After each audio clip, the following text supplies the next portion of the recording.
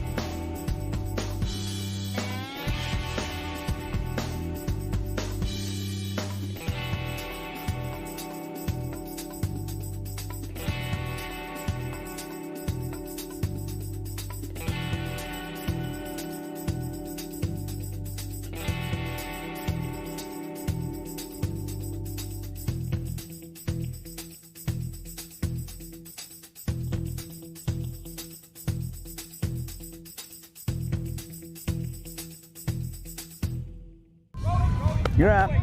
There's an old saying, you can never have too many officials. The age of the average official is 52 and getting older all the time.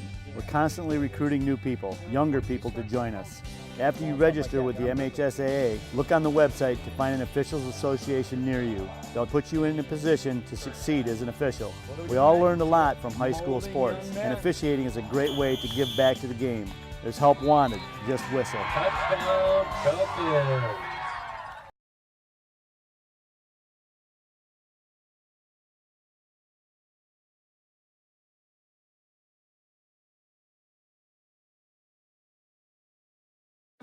Sports give so many opportunities to kids. It gives them an opportunity to see where they fit within a team, persevere, understanding how to work with different personalities. Those are the lessons that will make you a successful adult. As a mom, you have to have an understanding of what concussions are. Concussions are things that are treatable. If we take care of athletes, they will be able to develop and have a long, happy, healthy life.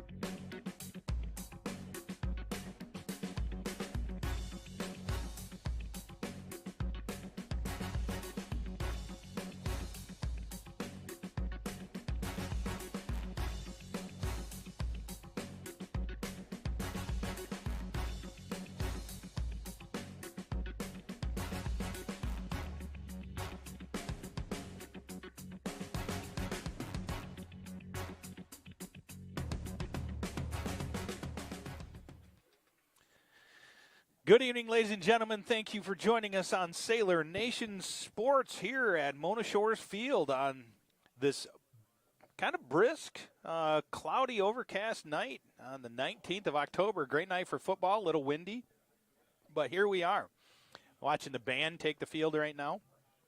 To show a little bit about what they're going to be doing here.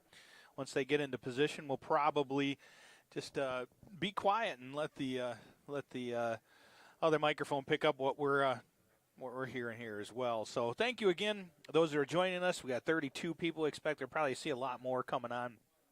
I see several people that are starting to join us now. Again, if you're just joining us, it is Parent Night, and we had the seniors of each one of the respective under the groups, leadership part of this of football Lauren family, come across Jensen. the track with their parents.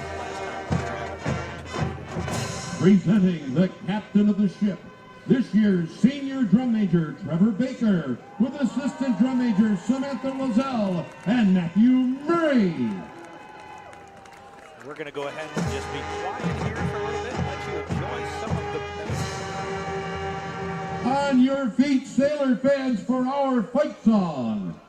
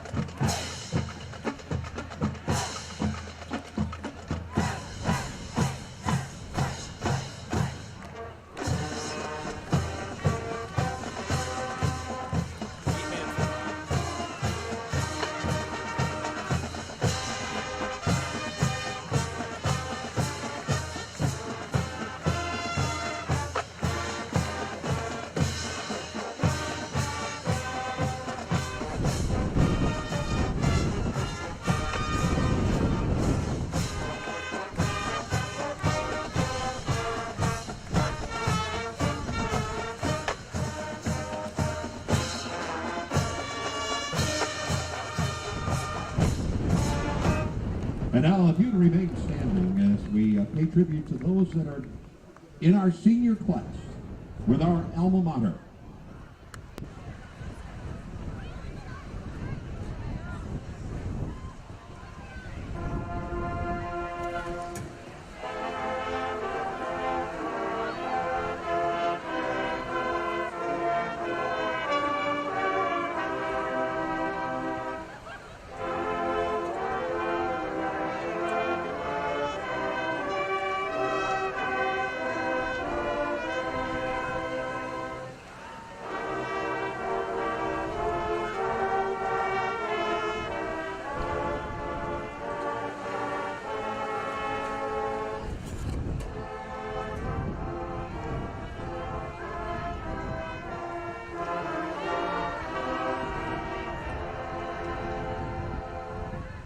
Well, Trevor, I think we got a little time now. We can probably pour a little Joshua in. Go for it.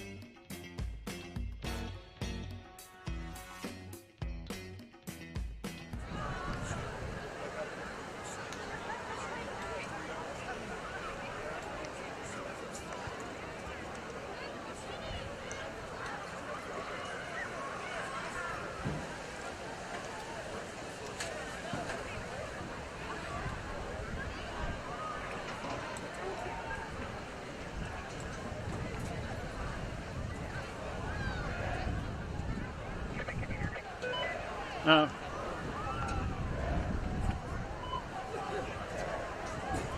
I can hear you now.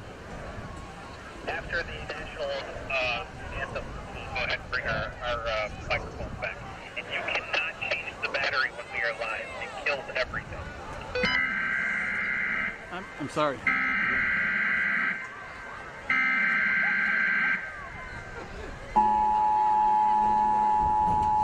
This is not a test. This is your emergency broadcast system.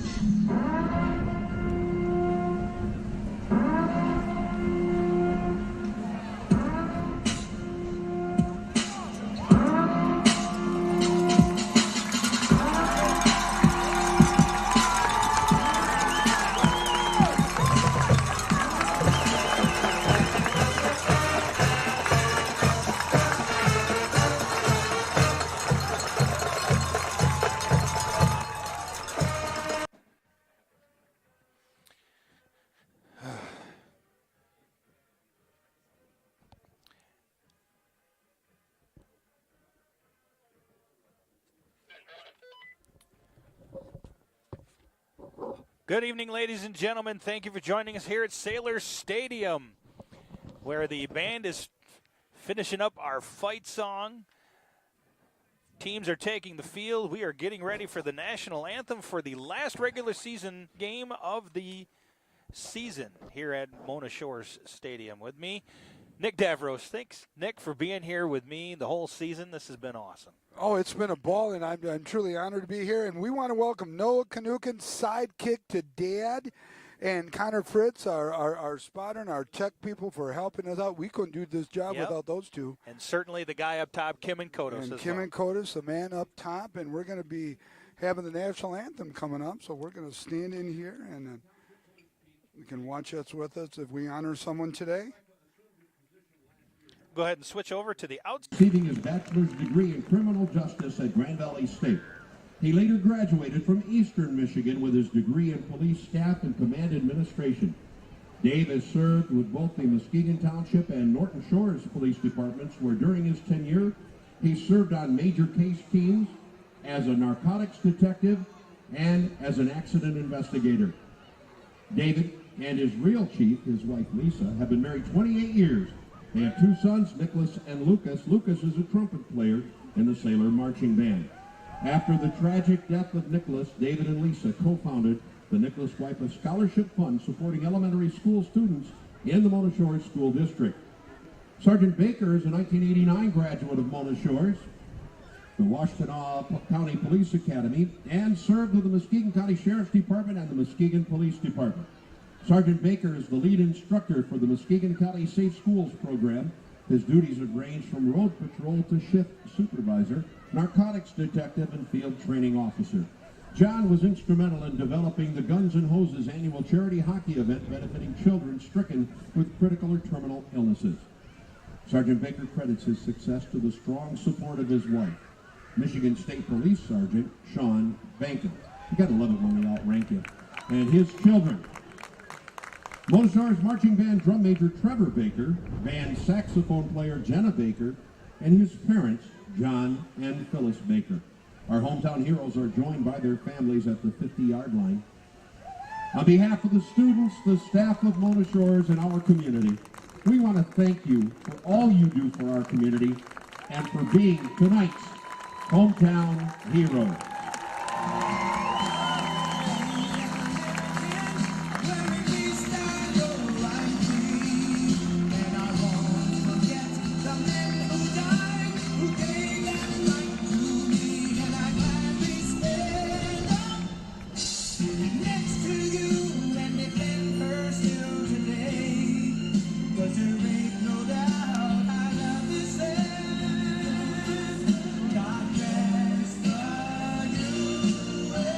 Ladies and gentlemen, if not already standing, would you please rise? Kids, this is where we show Mom and Dad how we place our right hand over our heart.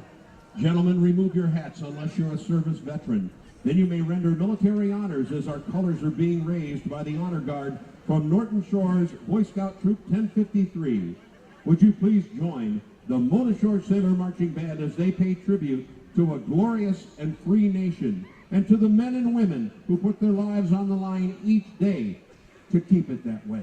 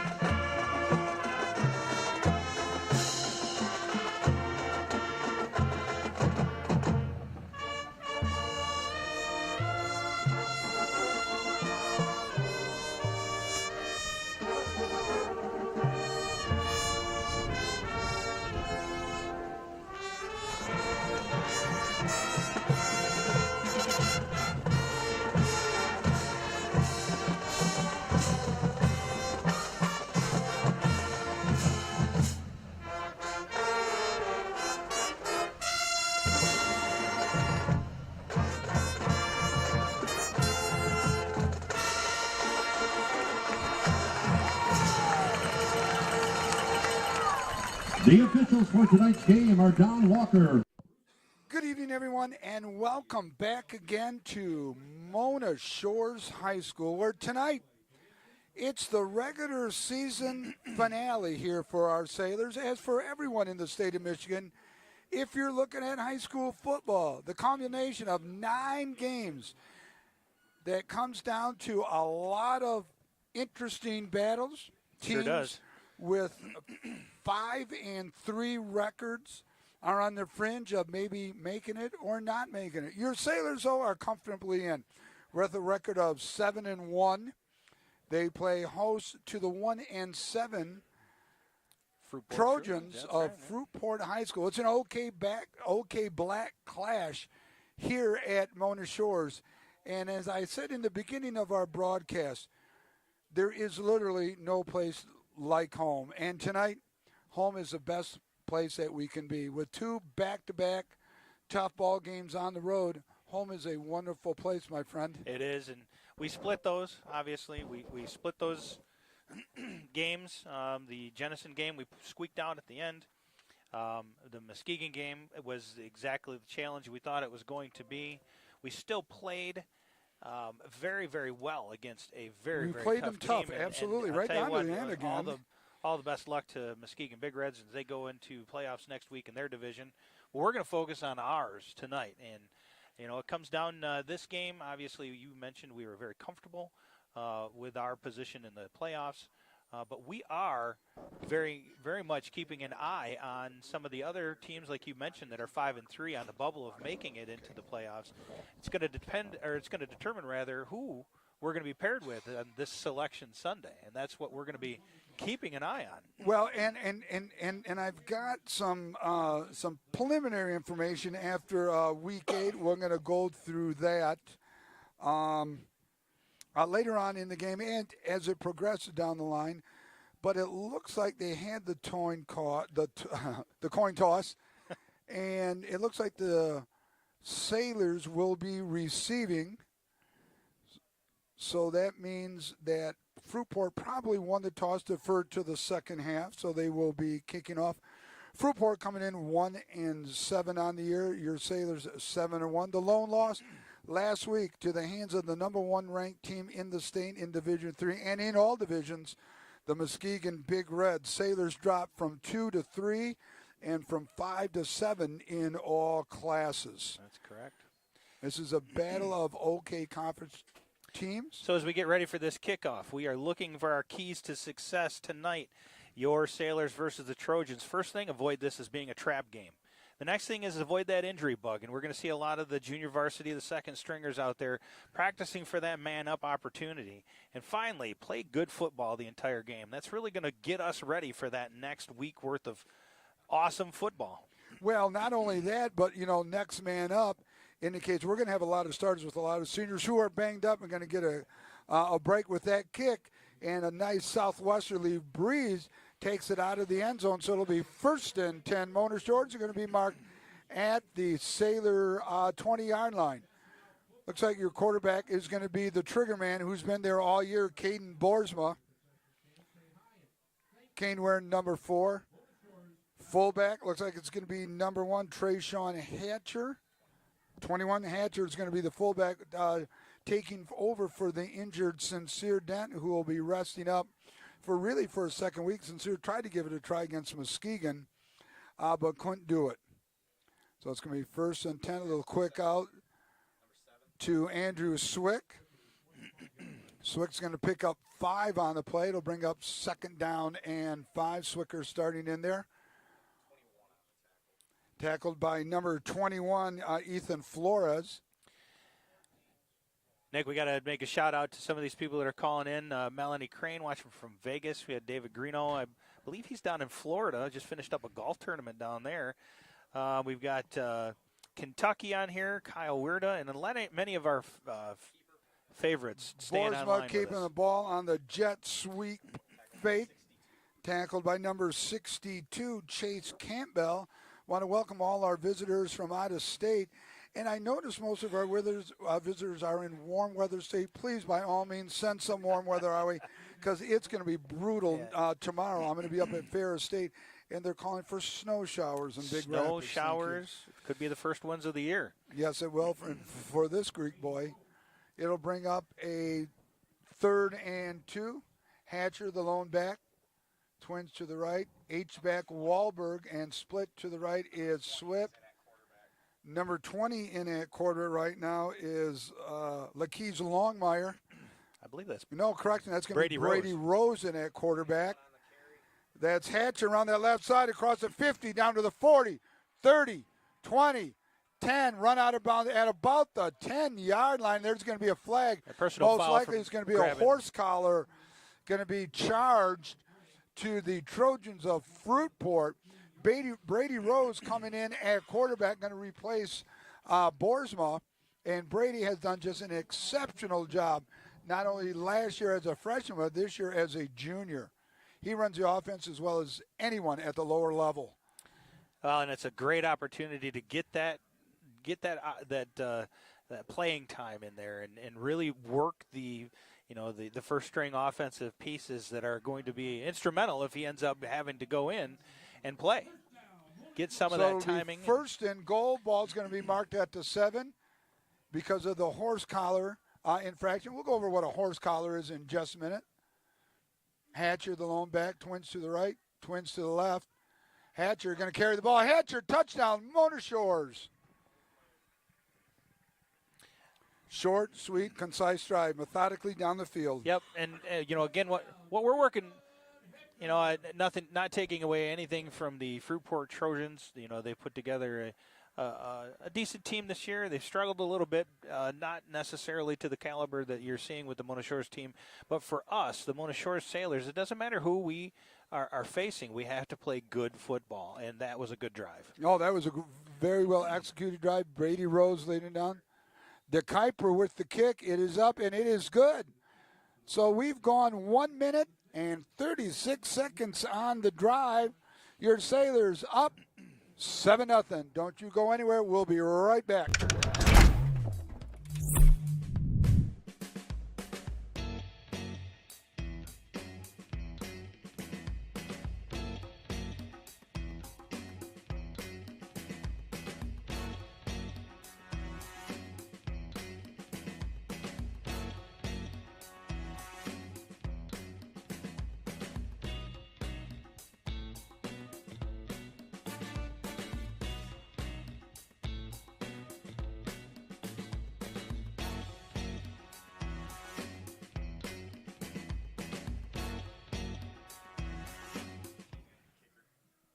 Want to welcome everyone back. A slight mist starting to come down out of the west with the wind just blowing 10 to 15 knots. And you guys might have seen that the table on the Mona Shore sideline. That is Mr. Boersma down being looked at by the trainers. We'll see if we can get some more information on that. Richardson returned to about the 40-yard line. Will be 1st and 10 Trojans. Going to try to get a report if we can down there as quickly as possible. Boersma is up and walking around right now, but got to believe he's going to be done for the rest of the night. And again, that's that protection. We got to avoid the injury bug going into the playoffs. We have to protect our assets as much as we can, but yet still play this game the way that it needs to be played. Coach Koziak and his brother looking him over, talking to him right now with offensive line coach Chris Hilliker. So it'll be 1st and 10 ball at the 40-yard line. Little sweet to number 21.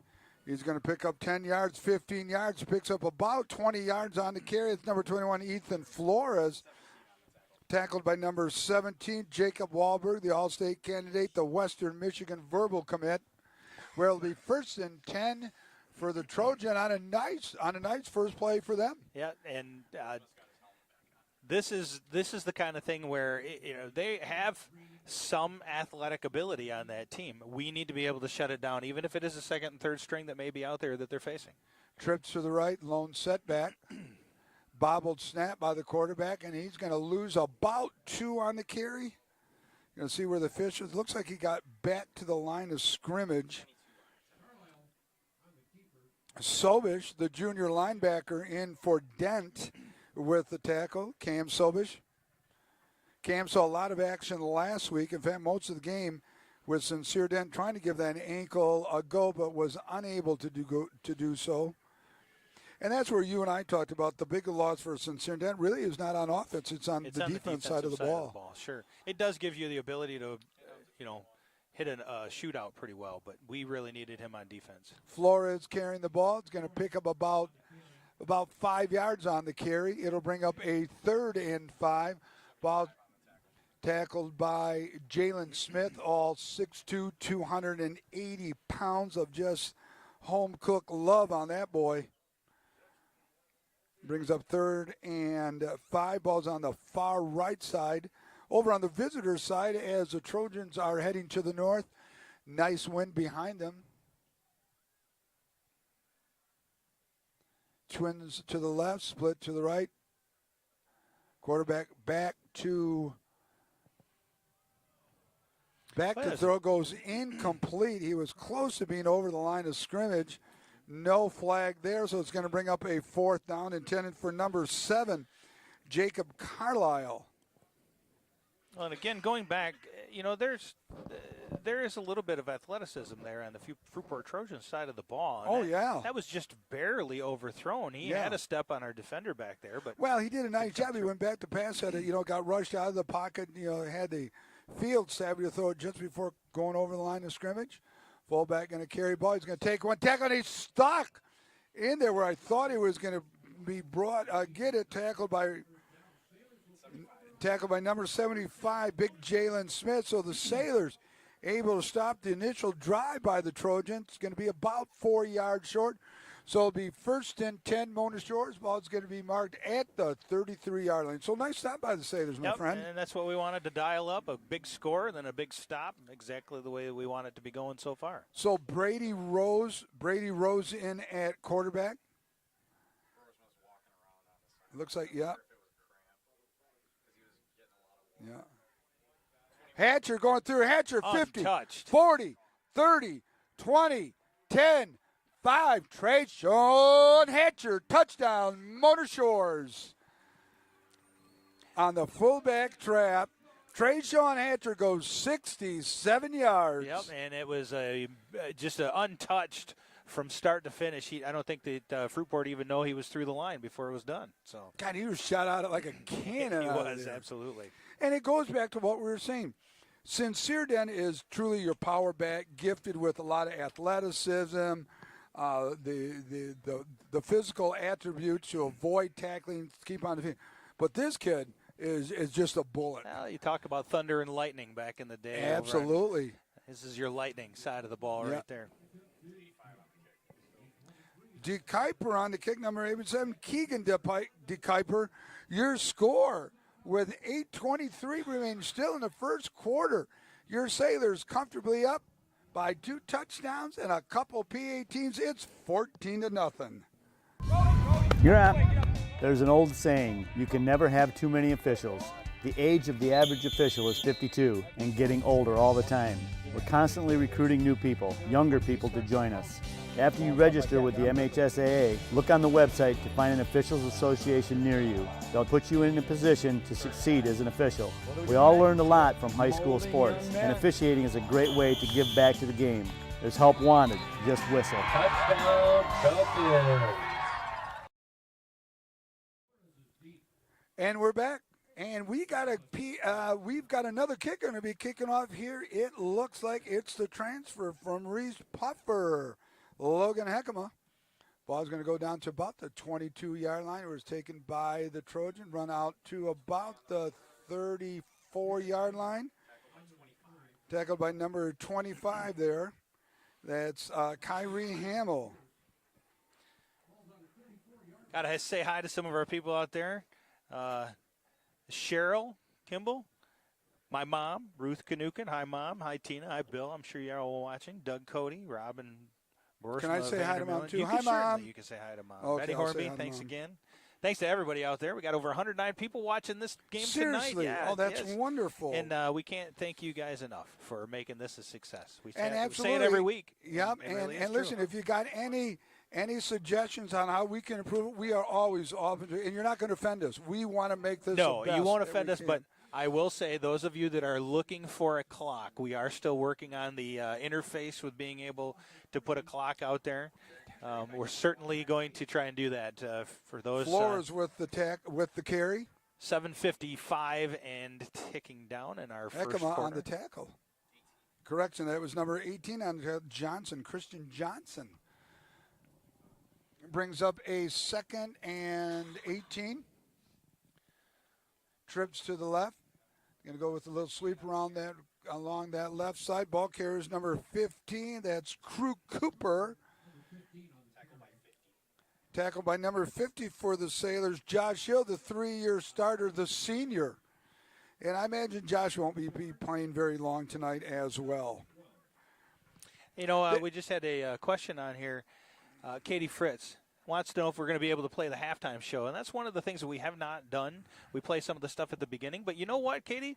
We're going to stick around, and we are going to play that halftime show for you tonight.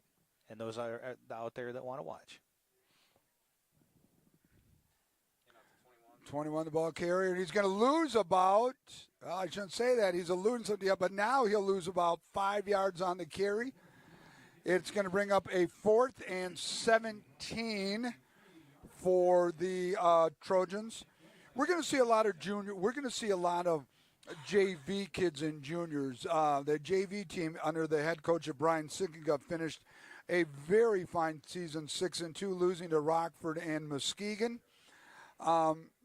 He was assisted by Kyle Brott, who's the defensive line interior coach for Coach Koziak. It's a high end over-end kick. Boy, that ball was a mile high. Going to take a nice gentle bounce and Not roll a bad out kick, of actually. roll around at about the 35-yard line. So it'll be 6 minutes, 8 seconds remaining here in an action-filled first quarter. Your score remaining 14-0. We're going to stay here with you. Sailors out on offense already, led by Brady Rose, the sophomore. His father, Ken Coach, former head coach here at Mona Shores, and Lisa, who works for Hackley Sports Medicine, head of the rehab department. Got to be very proud of their son, who is just a natural quarterback, just a great.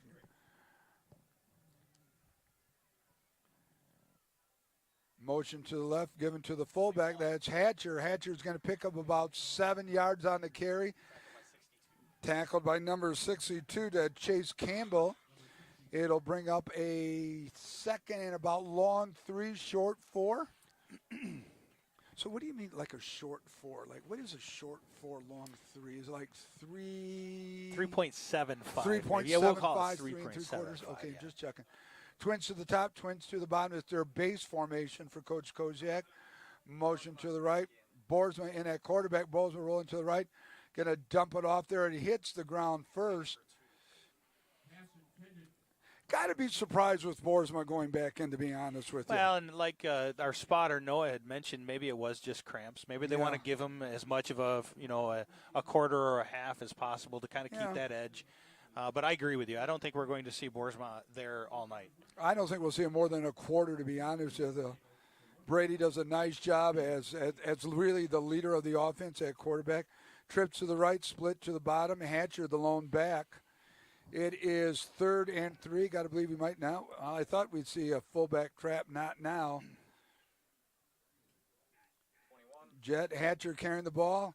Hatcher is going to be about a yard short. Very, very.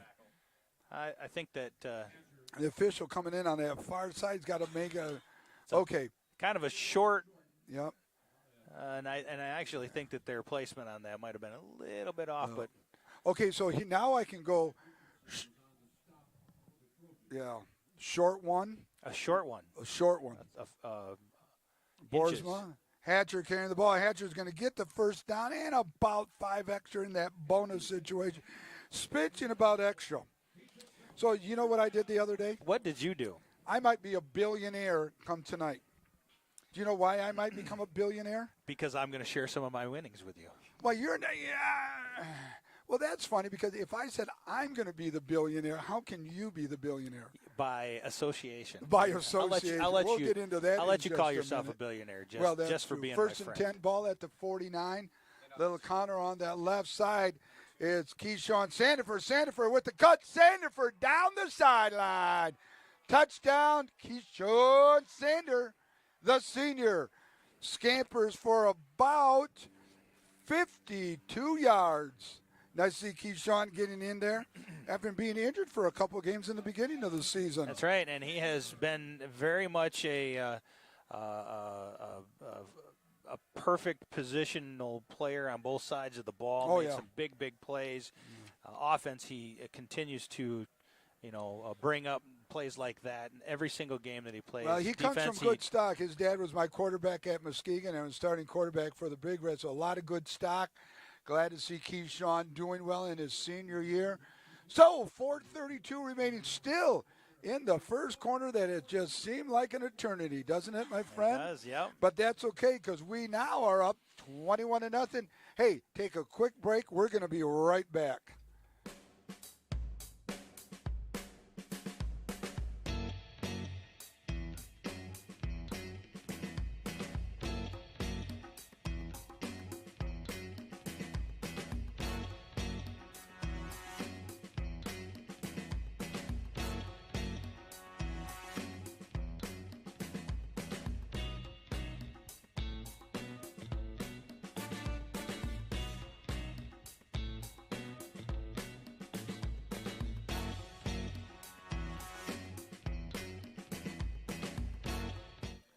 Hey, everybody, welcome back. Hope you had a good quick break. We, unfortunately, did not get a quick break. We were talking about getting some new equipment to make our broadcast even better, but it's a kick. Looks like it's going to lay dead at the 20-yard line and run down by number 21, Ethan Flores, down at about the 21-yard line. God, you couldn't ask for a better kick. It dies right there. Nope.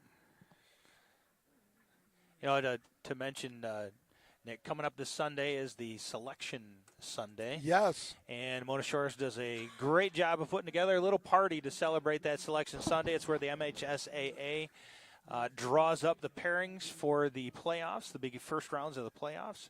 And we're gonna be with that group, with that crowd Sunday, broadcasting live during that Selection Sunday. 1st and 10 at the 21.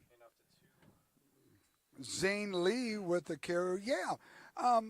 When we first manned the playoff, is that Coach Koziak's 4th year here, I think, maybe 5th year. Joe Sheehan offered up his restaurant. Good friends of then athletic director Ryan Portiga. And we had it there. And, it turned out to be a nice thing. And each and every year we made it, it just got bigger and bigger and bigger. And we were going to have it at Joe. And Joe said, you know what, I'd love to have it here, but I just can't anymore. It's too big. And he was concerned that the fire marshal that you probably know, my esteemed colleague to my left, the legendary King Kanukin that he was afraid that he would be in violation of city code ordinance. Well, Thus, let me finish, please, a minute, please, because I don't often get the chance to get some jabs in on you. Thus, we are unable to do it, and Joe's doing the right thing. No, But, yeah, it's more of a safe thing. So we're going to be at Brands, my friend. That just means that Joe needs to expand. Yes, he does. Yeah, pass at number 21. That's Flores. Flores with a nice reception, going to go out of bounds. Is going to go out of bounds at about the 42-yard line. Nice ball. Nice little drive now going for the Trojans of Reese Puffer. So we're going to be at Brands, and we'd absolutely love to have some of Sailor Nation out there, and especially you people that have been part of our family here that have allowed us into your homes that night for Sailor Nation Sports. Lee, the ball carrier,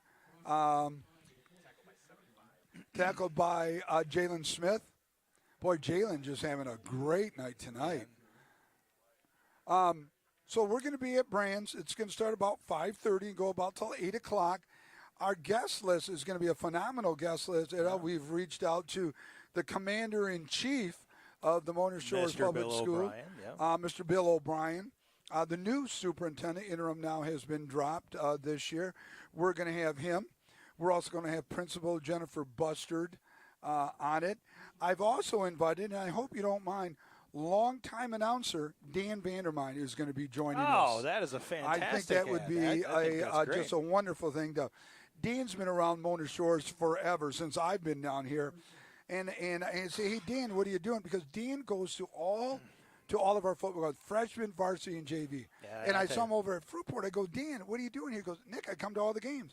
Hey, how'd you like to be our guest at Brands? So I hope you don't mind Dan. That was a fantastic. I think it'll be great to have Dan with us. Told him we're going to be live streaming. He can share some stories about Mona Shores football. Zane Lee, the ball carrier, down to about the 36-yard line. Is going to bring up a second down and about 6. They say 7. Tackled by number 22 there, Cam Sobish, the junior. Cam Sobish is being groomed to take Jacob Wahlberg's spot. Jacob, obviously, being the senior. Huge shoes to fill, but that's what we do around here. We set them up to do that. Yeah. To the ball carrier. Zane is carrying the ball. It's going to be across to about the 20, looking at the fish, about the 19-yard line along that right side. Tackled by number 6, Caden Caden Morin on the tackle. Jacob Wahlberg still in on there. One of the lone seniors still left.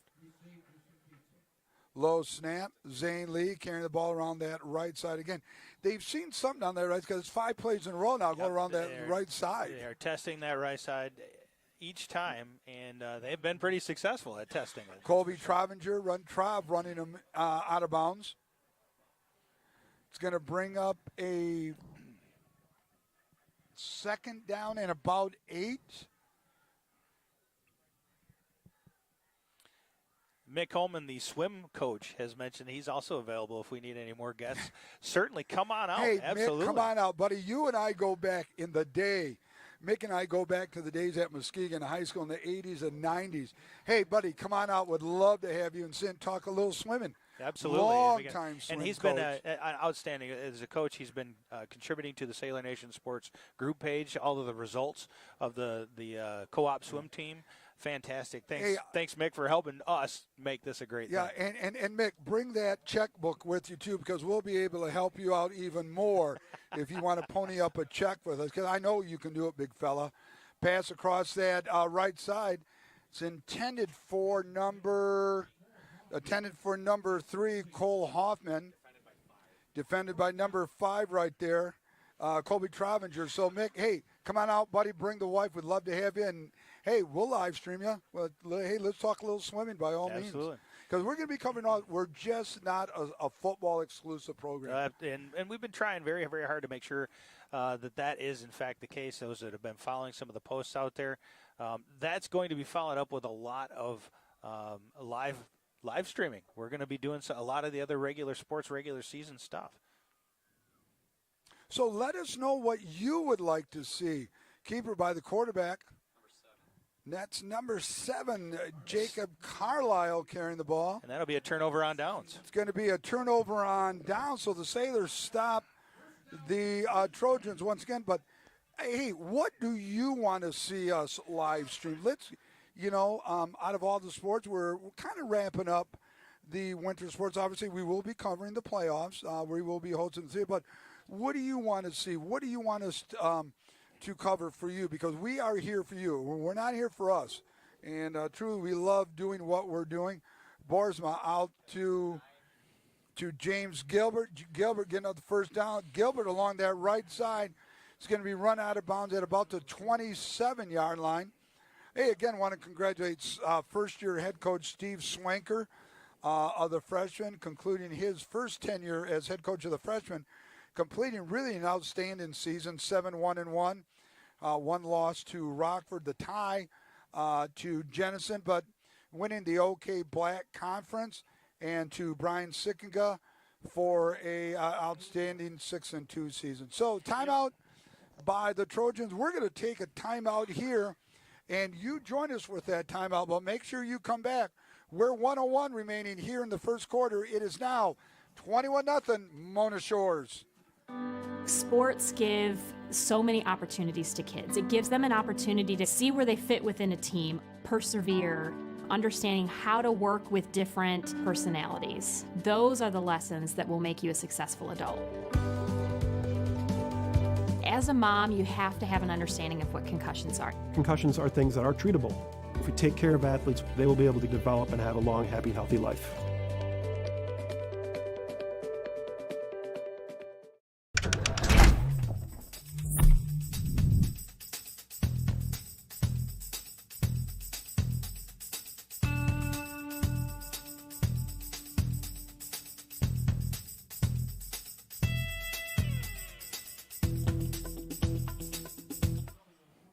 Want to welcome everyone back. Sailor Nation, we are back. We got a minute left here in the first quarter, up 21-0. Caden Boersma at quarterback. Going back to Steve Swanker, I think I'm never not here, I think Steve would be a great person to sit Steve up here would with do you. a wonderful Do job. a In fantastic fact, job. I'm going to have Steve Boersma going downfield. Gilbert with the catch. Gilbert down to the 14-yard line. Gilbert had a touchdown. He had to wait for the ball because of the wind. We're throwing it south from north to south. The wind hung up there. Well, the wind hung up there because the wind, he just had because it had a gust, and it really slowed down. What was a pretty ball was a wounded duck because of the wind. But Gilbert good adjustment and adjusted his flight pattern to catch the ball.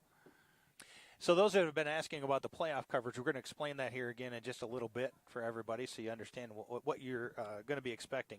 We are going to be bringing those games to you, but a little bit different. Okay, 1st and 10. We're 30 seconds counting down. Ball's at the 15-yard line. Twins to the top. Base motion going from left to right. Keeper Boersma down to the 5. At the 6-yard line, Caden Boersma on the keep, tackled by number 21, Ethan Flores. You don't know, I got to tell you something. With all the love that your dad gave you just now, and I just was overwhelmed at just the love and the joy and the coddling that went up here. I was about in tears here. I was going to pull out my drawers here and wipe my eyes, for God's sakes. But you do a great job.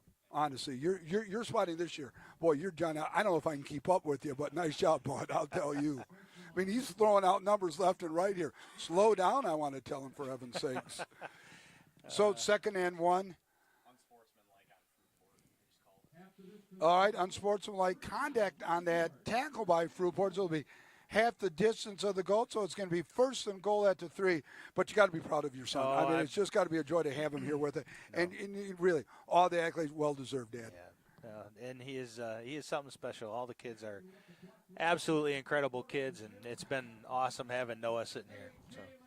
So we have come to the end of the first quarter of action here. OK Black Conference action. It's the end of the season. End of the regular season as we divide the seasons into thirds. You've got your first third is the non-conference, conference, and the playoffs. We're going to be right back. Hey, I'm going to let you all take a little longer break. Make sure you hustle right back.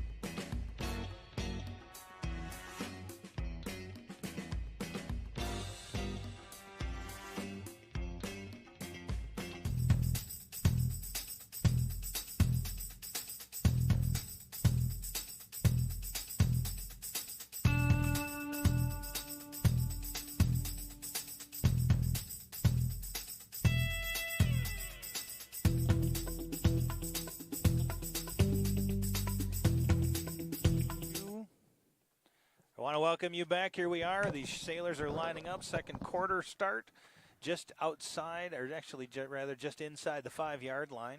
Hey, I was just talking to Joe Schaefer, assistant principal, and Joe was coaching here a little bit, and I go, Joe, what are you eating? Well, I don't get up very much, Coach. He's got a donut. He's washing it down with a Coke.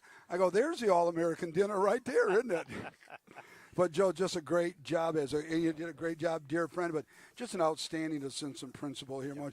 Just the whole community, as far as an educational aspect is concerned, is absolutely outstanding. Yeah, and it really transcends. It's not just sports. It's not just athletics. It really is a combination of both. And I'll tell you what, this school can be so incredibly proud of the students that it turns out of here, whether it's from athletics or academics. It's a very top-notch, high-quality school, and I'm proud to say that I'm a graduate of Mona Shores. Brent Bash, thanks for the shout-out to NSFD, good friend of mine. Thanks for joining us on here. Also, Frank Buck, I know it's your pleasure to watch the game, but it's our pleasure to bring it to you. So. Second quarter of action here. Sailors knocking on the door at the 3-yard line where it's first and goal. Trips to the left, lone back is Hatcher. Boersma is going to keep the ball. Boersma, 6'4", 210 pounds, is into the end zone. So anyways, I was talking to, I was telling people, people from Florida, Texas, Vegas, and Bob Grant says, well, do you know why? Because I got on my military page and I told people what to do. Well, yes, sir. I'm not going to argue with Bob. Absolutely not.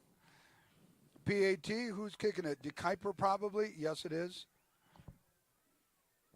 Keegan, low snap. The kick is up. It's a low kick, but it is nonetheless, it is good. 4 seconds have passed in the second quarter. Your Sailors are now up 28-0.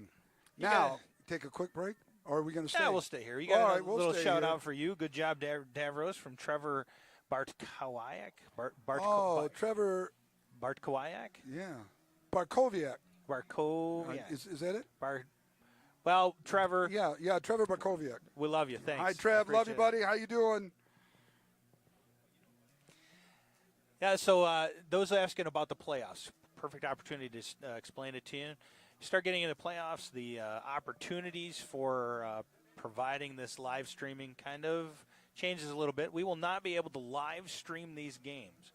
However, the MHSAA, in conjunction with our great athletic director, Todd Conrad, have worked it out where we'll be able to record them, and we will be able to play them back right afterwards. Up to that point, we'll still be able to do some pregame shows, be able to provide you some stats, some good stuff. So we're not going anywhere, certainly, and we hope to be bringing you deep into the playoffs with that recorded coverage. So stay with us all. And we're going to be covering. I've got through week 8 projections, and I'll share with Sailor Nation how they can get on the site The site is called Snooze to You. SNOOZE, the number 2, and then the letter U. Snooze to You. And it's a gentleman who's been doing this for years, and I got hooked up with him. It's Snooze to, and then not YOU, Snooze to You. And he does predict, and I tell you what, he's like 95% accurate. He breaks them down by divisions and regions and everything. Right now we're in Division 2. I'll get more into that in just a minute. It's 1st and 10. Ball's going to be marked at the 20-yard line. Trips quad to the left. There's a flag on the play. That's an interesting formation that do. It's almost like a diamond look on that side. Again, attacking that right side. They definitely see something over there, like you said. They're keeping it coming that way. Judy, thanks for watching. See you're out there. A little shout out to you. And Trevor Rawson. You've asked if we're going to start covering hockey games. The answer is we're going to start working on trying to cover as many games and as many sports as we possibly can, including hockey and the possibility of basketball and wrestling and competitive cheer and baseball in the spring. And we've got a lot of hopes and dreams that we're working on making sure that wrestling comes we're going out. to try to get into. Yep. Second down. Okay, we got another flag on. I don't want to jinx anything, but we talk about fundamental football. No matter what your competition is giving you, I don't believe we've had one penalty. We've had one so far this game, and that's a pretty decent game comparatively to some of the other ones. We just picked up 2 in a row here, one for Fruitport, one for us, so it brings it back down to initial. 1st and 10, ball now back at the 20-yard line. Sailors in their base 4-3 defense. 21, Flores carrying the ball, goes along that left side. He's going to pick up about 5 yards on the carry. Pierce on the tackle, Keandre Pierce.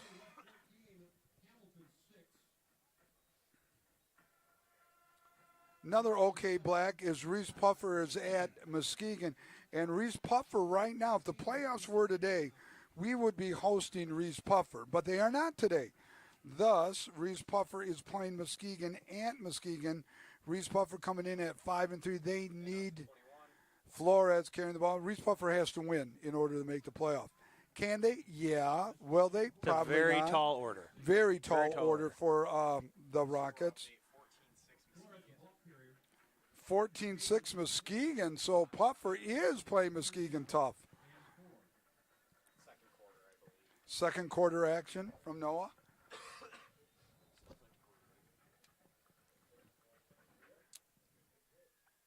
Got to give a little credit to our guys back here. Not only do we have Noah as a spotter, but we got Connor Fritz. He is our social media expert of the evening. He's keeping you guys in line and making sure all those Carlisle carrying the ball. All the new people that want to join Sailor Carlisle. Nation. He's making sure you guys get approved, and he is also the guy that's giving us the updates on the sports as often as he possibly can too. So thank you, Connor. So it's going to be 4th down. Looks like now the Trojans are going to punt the ball.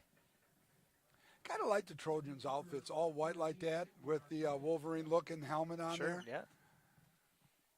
But I love Shore's outfit. So, man, boy, Adidas. We're now an Adidas team, and the uniforms are just spectacular. Fake That's punt. A fake. There's going to be a flag on the play. Late flag. Now, look at the flag just came out. Procedure.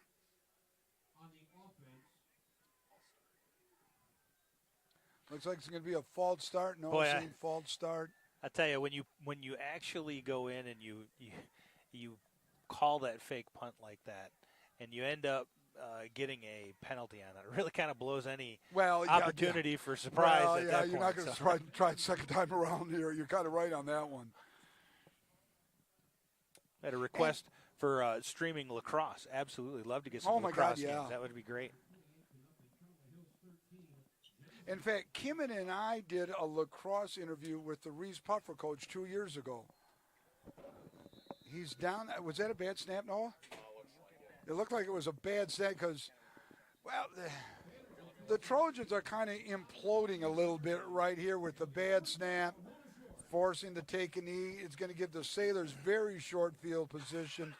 down to about the 15-yard line. So it'll be 1st and 10. Sailors at the Trojan 15. Boersma is still in there. Kind of surprised to see that, but up 28-0 right now. So, not to interrupt you, but no, go ahead. Big score update. It decides a lot for us with Jenison playing against Kennewa Hills tonight. Kennewa Hills currently up 13-0 against Jenison. Oh, that's a huge game right now because if I look at the playoff format, I'll get that back to that in just a minute. Boersma going to keep the ball. Boersma going to pick up about. Okay, now there's a flag coming in. So are they going to call a block in the back by us by aiding the runner? I don't know if they.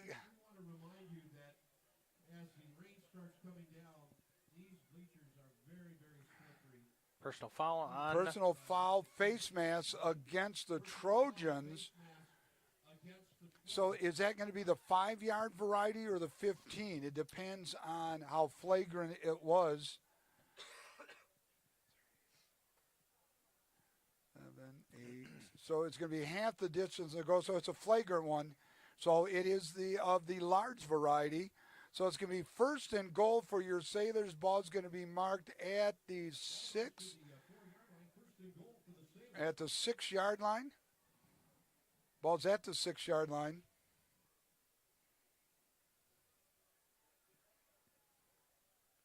Base formation for the Sailors. Twins to the top, twins to the bottom. Hatcher, the lone back. Boersma back to pass. It's a bullet over to number 7, Andrew Swick. The Swicker with the touchdown. His 2nd touchdown of the season for Andrew Swick. Good to see Swicker back, all healthy from the broken collarbone. And Shores is spreading the ball out a lot tonight, and that's a good thing. Spreading the wealth around. That's true. Just like I'm going to when I win that Mega Yes, Millions. you are. You are my new best friend, and you'll be even my bigger, best friend soon. So anyways, back to what my $1 billion investment. For $2, I may reap a bill. $1.1 billion. Now, what am I going to do with the $1 billion? Well, you probably don't need that much. No, I probably don't need that much, do I? No. Okay, the touchdown counts. Are they calling excessive celebration? I don't know. Dead ball foul, certainly. That's about the only thing that fits right now. Well, I would think so, too.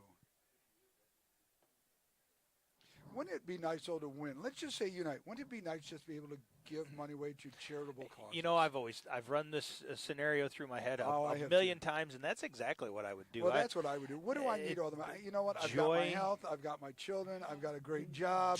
I'm coaching here. There's more joy in giving. I would set up a foundation. You know, it'd be, there's more joy in giving, church first, charitable contributions in memory of my mother and father.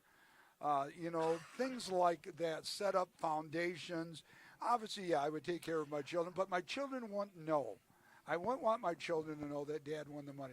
Sure. I'd set it up into a trust with Parmental or Tool, with Anna Duggins as my attorney, and they would be able to get it at certain ages, like 25 after they graduate college, sure. You know, pay some college bill, 30 for a house, you know, things like that. But just to help, you know, educational things would be just, God, the joy of giving. Just yeah, absolutely. Got some great shots of the cheerleading squad out there doing some dances. That's awesome to get out here on Sailor Nation. I know there's a lot of you guys that certainly enjoy seeing every aspect of this game. Cheerleading. You know, there's more cheerleaders than there were JV football players. Wow. We only had 18 come out. Wow. Mick Holman suggested a high school aquatic center if you win. You know, build. Oh yeah. There's Mick, always thinking about the big picture. You betcha. The kick is good. 9:31 remaining till half. Your Sailors are way up in front right now, Sailor Nation. It's 35-0. We'll be right back. Would Mick like it named after him? Would it be like the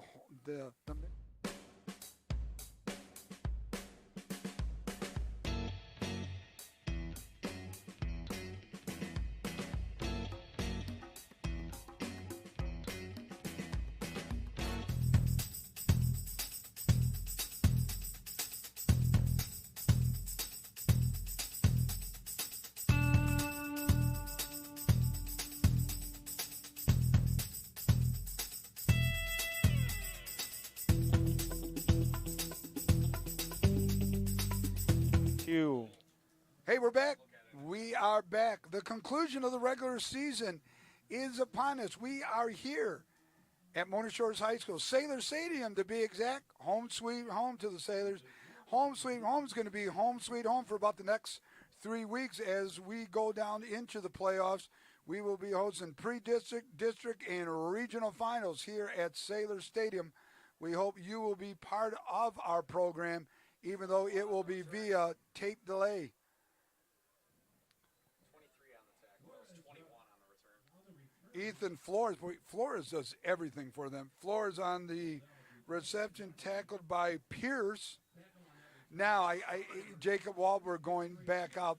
I really am surprised, honest with you, to see Wahlberg and some of these kids out this too. it is surprising, and it's not. We also have a lot of competition in that Koziak blood. He likes to really kind of push people, and not a bad way. I mean, he just likes to keep them sharp, keep them on the edge. People. No. But the game is in hand.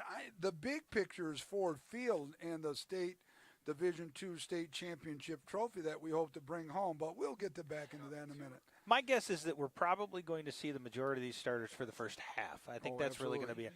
And now that we're at 30, the ball carrier, and we're 35-0, so second half running clock is going to be a running clock as well. So who's again, the tackle, Noah? Tackled by number 21, Trayshawn Hatcher. Well, the rain has started. 13-7, Dan Vandermining announcing Kennewood Hills up. that's the kind of Cooper pursuit. On the carry. That was a team pursuit into the backfield to get that last tackle. That was a really, really good Christian job. Johnson on the tackle, yeah. I had a friend of mine that I work with at ProMed Dispatch whose daughter is a cheerleader over on the other side. He sent me a picture a little bit ago showing me what it looked like from the fan side. So, Greg, if you're out there, if you get a chance, if you're watching this or watch it later, thanks for coming out and supporting your team, this Fruitport Trojans, and your daughter. 3rd and 13. Flores carrying the ball. Flores is going to be run out of bounds. Yeah, they're going to call holding. They're going to call holding on that on number Fruitport? 2, Yeah. Or on number 22, is it? Or 42. 42, the back. It's going to be on Fruitport, but okay, Koziak's going to decline it because it'll bring up a 4th and 10. Holding. Fruitport penalty is declined. So Fruitport's going to bring up a 4th and 13 for the Trojans. Got to believe they're going to punt it here. yeah, I would think so. But Well, what do you got to lose? It's 35. what do you have to lose? I mean, what do you certainly. got to lose other than the game, and you're 1-7. And my heart goes out for the Trojans. It's tough. It was a great game for us at the Frenchman. It was 58-8. Coach Swank and his kids winning the OK Black Conference and played a lot of kids almost the entire game. And again, congratulations to Steve Swanker and his great staff, OK Black Conference champions. So it's going to be a timeout, Mona Shores. Is it going to be a fake? Are they going to punt? I think that's what they're going to decide with defensive coordinator David Check. We're going to be back. Your score, it's the regular season finale here for both teams. It's 35-0, Mona Shores. You're up. There's an old saying, you can never have too many officials. The age of the average official is 52 and getting older all the time. We're constantly recruiting new people, younger people to join us. After you register with the MHSAA, look on the website to find an officials association near you. They'll put you in a position to succeed as an official. We all learned a lot from high school sports, and officiating is a great way to give back to the game. There's help wanted, just whistle. Touchdown, Falcons.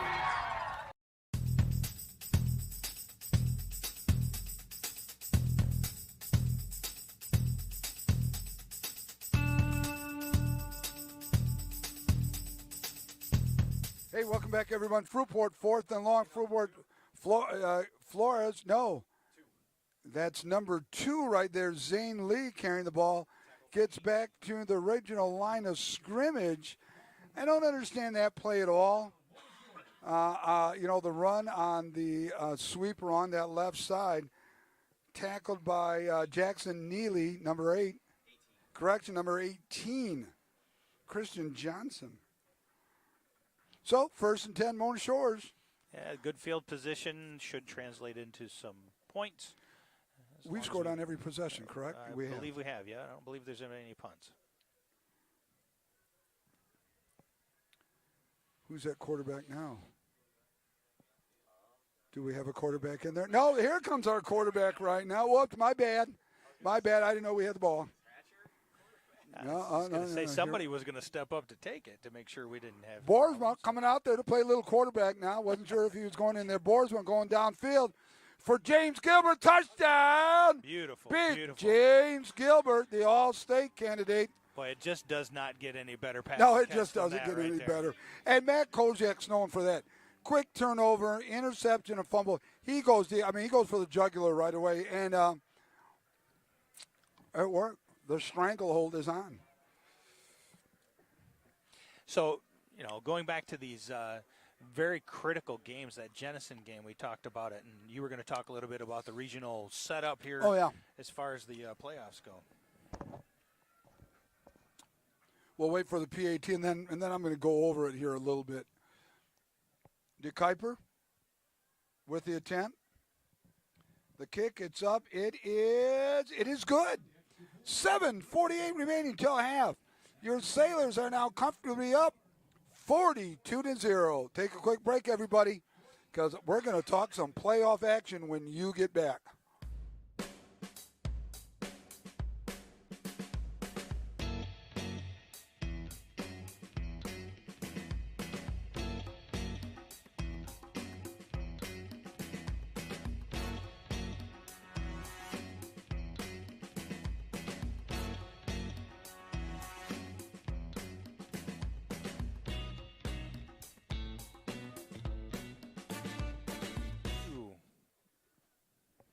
Hey, we're back. I was just texting Eric Carlson over at Holton High School in the Red Devils in a must-win situation at 5-3. Got to win their game there at Tri-County tonight. So now that I'm a Red Devil administrator, thank you very much for asking, Mr. Kanukin. Yes. Oh, King yes. Kanukin. I know. You've given me your red phone number, too. Well, so this is true. Right That's true. You do have the hotline direct input to the virtual academy where I'm a teacher at. Flores on the return. Wow. Cuts to the left, and he's going to be hit right at the 20-yard line. I tell you what, it's the best the kickoff team has looked all year. Yes, and I don't know. I'd like to give the credit to the kickoff team coming back like that, but I don't necessarily know if everybody was on the same page from the Fruitport side of the ball there. They went the outside of it. Right, Heckema with the kick. And that was a great kick, too. Yep. That was an easy one to come back. If the playoffs were to start today, it would look like this. Mona Shores with 95.875.71 would be hosting Reese Puffer if they were to start tonight. Traverse City would be hosting Jenison up in Traverse City. Then the two winners would play. In District 2, Portage Central and Grand Rapids Forest Hill Central would be playing at Portage Central. And Portage Northern would host Manawan. All right? So then the winners of 1 and 4 would play the winners of 2 and 3. So the winner of the Mona Shores Puffer would play the winner of the Traverse City Jenison game. That's if it were to happen today. That's why these last games right now are so critical. Brings up 2nd down 7. Ball still at the 22-yard line.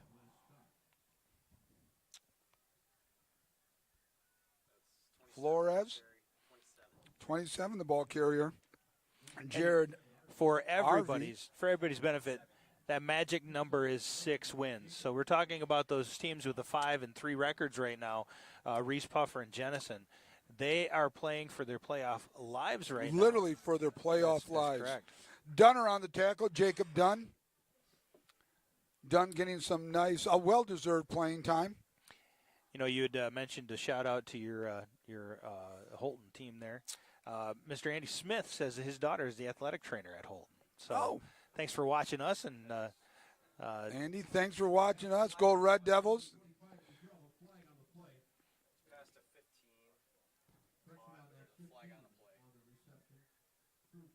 Crew Cooper on the reception, but there is a flag. It's got to be against the Sailors on the tackle, I would think. Personal foul. It's going to be a hit to It's the head. slapping the head. Personal foul against the Sailors, going to bring up a automatic first down. It was a first down with the reception. Brady Rose now in on defense.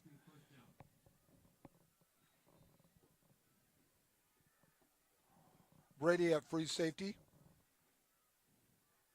Trojans back to pass. Going downfield, wide open. Oh, incomplete hit. Intended for number 28, Landon Doctor.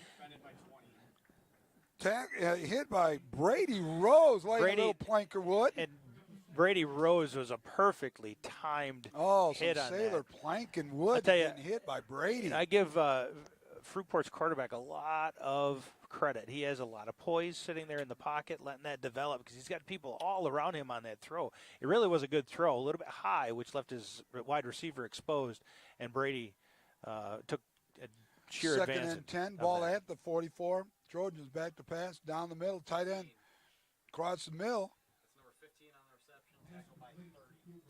Cooper with the reception. Tackled by number 30, but I didn't see it on the roster. And he's not on the roster either. Number 30 on the tackle. We'll try to get that.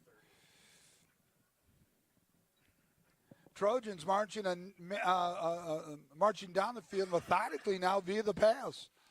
And they had a drive similar to this in the first quarter where they got down inside the 10, but they were able to hold them off. Trips right, split left. It's a low snap.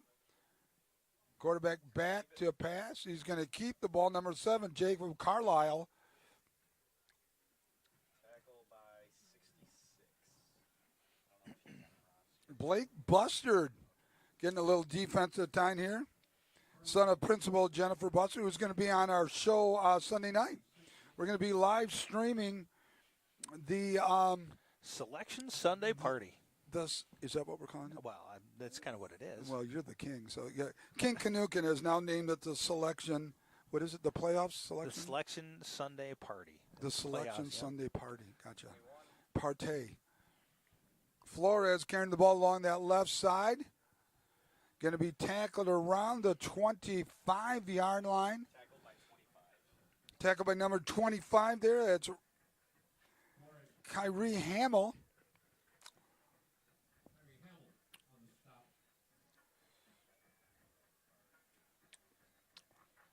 I keep looking at Robbie Swanker. Robbie was number 25, but he's injured, had knee arthroscopic surgery a couple weeks ago. Son of head freshman coach Steve Swanker.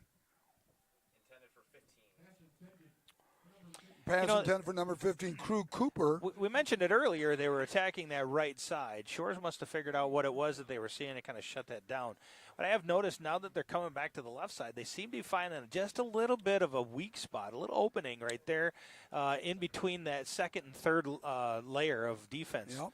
And they're trying desperately to take advantage of that, but they haven't been completely successful on it. Quarterback back. Pass down the middle. It's got a receiver, and it is defended well. Goes incomplete.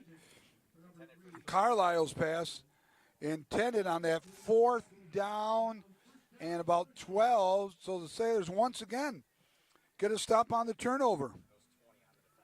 See, my good friend Bill Ogle is out there watching. Bill, I just want to let you know we got a good shot of you, your wife walking with your daughter earlier during Parents' Night. So make sure you watch this later and take in that. Brady Rose that on the defense. I think Brady's going to stay in at quarterback now, and he is. So Boersma's done. Kane Boersma's day is done. Trap up the middle. I don't have a 45 on the roster. Could be 43. 45. He's not on our roster. Andre Burks. I'll put that down. And we mentioned earlier, you're getting a lot of the JVs coming up, second, third string. We're getting opportunities to get that next man up, opportunities on the field, translating into some football. So we're going to see some numbers and some names we aren't used to seeing. No, and you're going to see a lot of JV football players are going to be future Sailors on the road. Andre Burks, Brady Rose.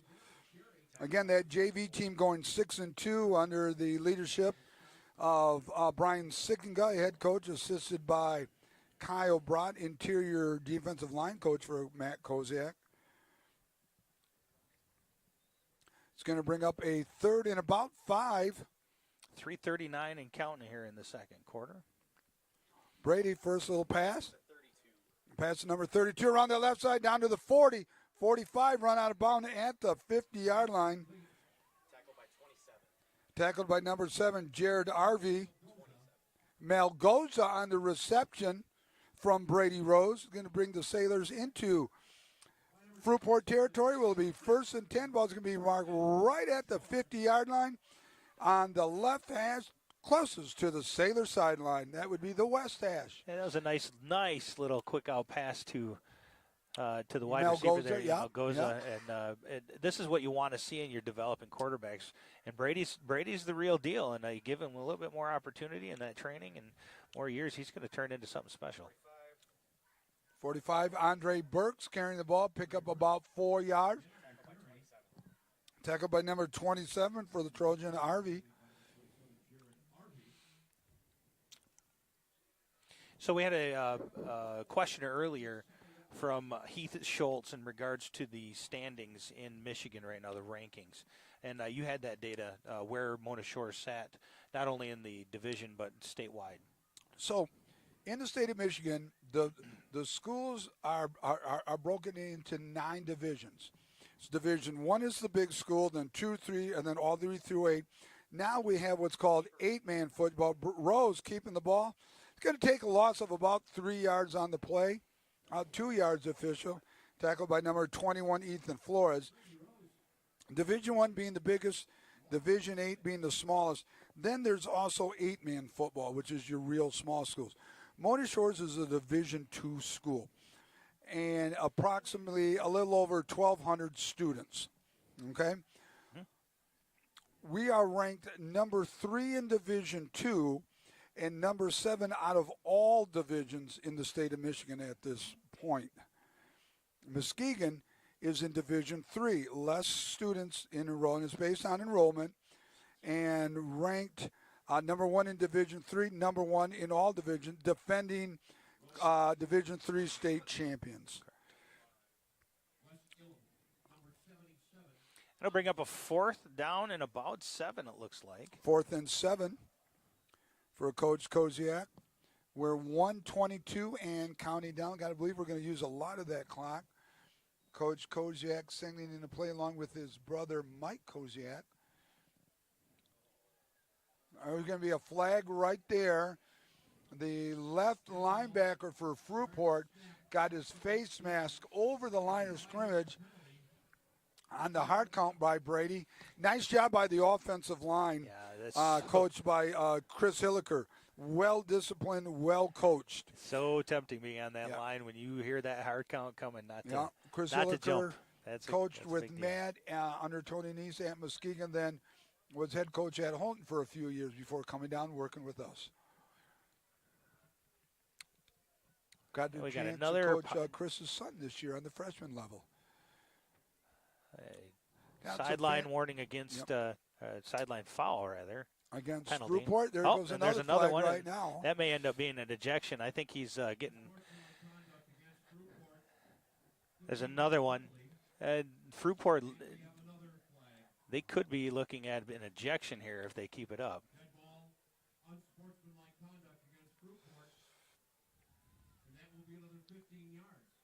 So a 20-yard gain based on just 2 plays. 2 penalties. 2 penalties. Boy, that's just and this is not the kind of thing that we look for in the football game. And obviously we're not down there on the field, nor we are on that sideline with Fruitport. But we mention it a lot. The referees come out here. They have a very, very tough job to do, and they are going to do it. And, as a coaching staff, you have to be respectful of them. Even if there's something you disagree with, certainly you can't take it to the level where you're getting that kind of unsportsmanlike conduct. And for the most part, they do a great job. Are we always going to be happy with the call? Of course not. I think any call that goes against you, you're not going to be happy. My kid can't do that. Well, guess what? He did, and the official's going to call it, and you can argue with him all you want. It's not going to change. But, the guys in the stripe do a great job. Andre Burks, the ball carrier. Tackled by number 75 there. That's Tyler Theodore.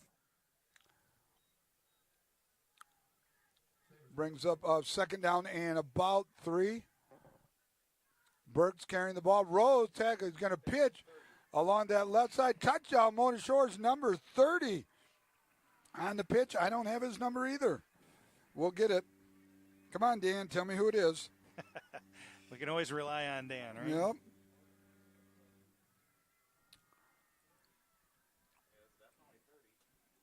Well, it's got to be a JV kid.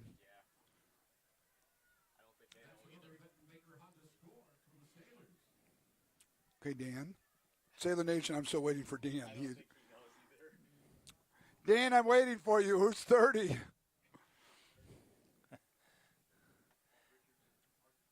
Arthur Richardson. Arthur Richardson. See, Dan knows everything.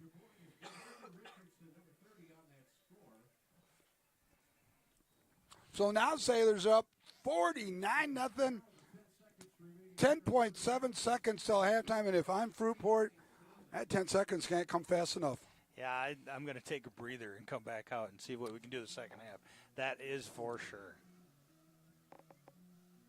So another opportunity, we're going to stay right here with you.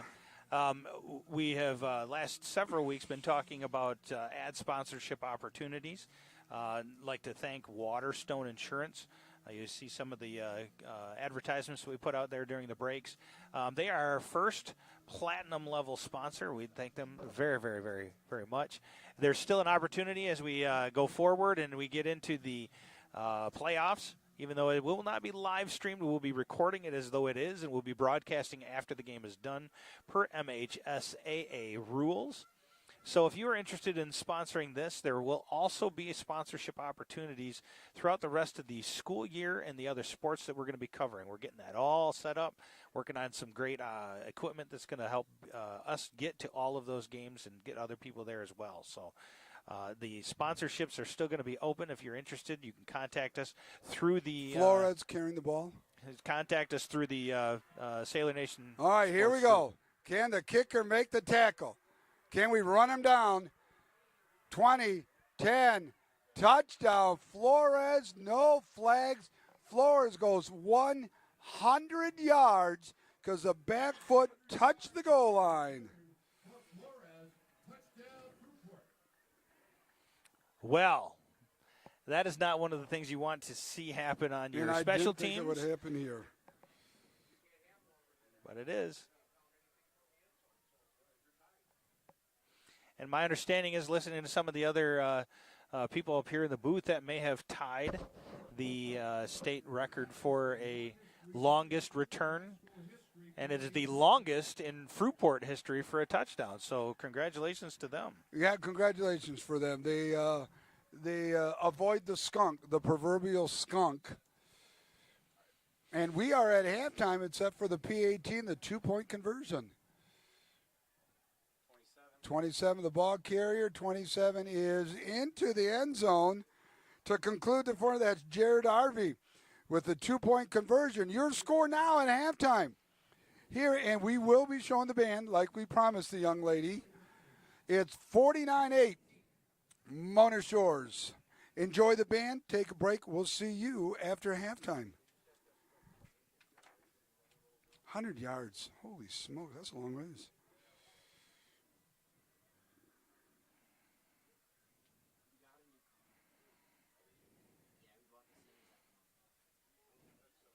All right, as my partner Nick Davros had mentioned, we're going to clear the field here and let the band play. One of the things that we do not get an opportunity to see enough of is that band.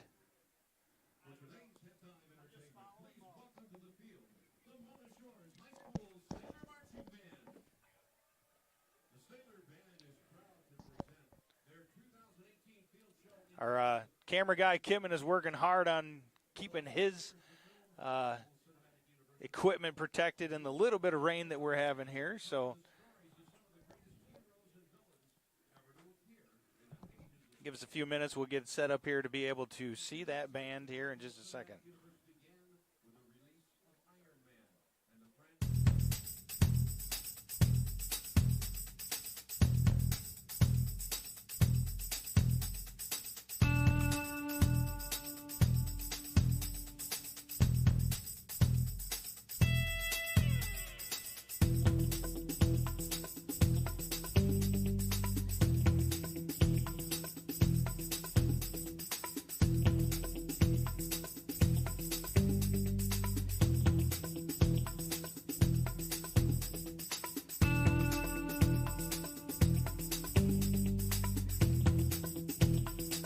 courageous Marvel heroes.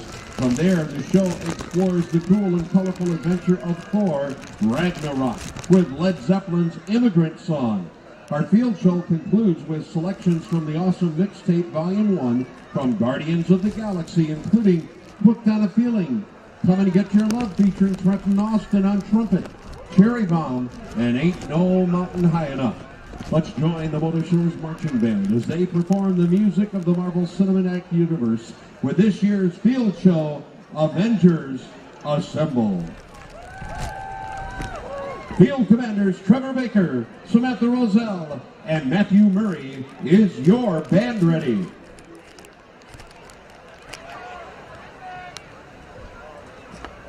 Motor Shores Taylor Marching Band, the field is yours in performance.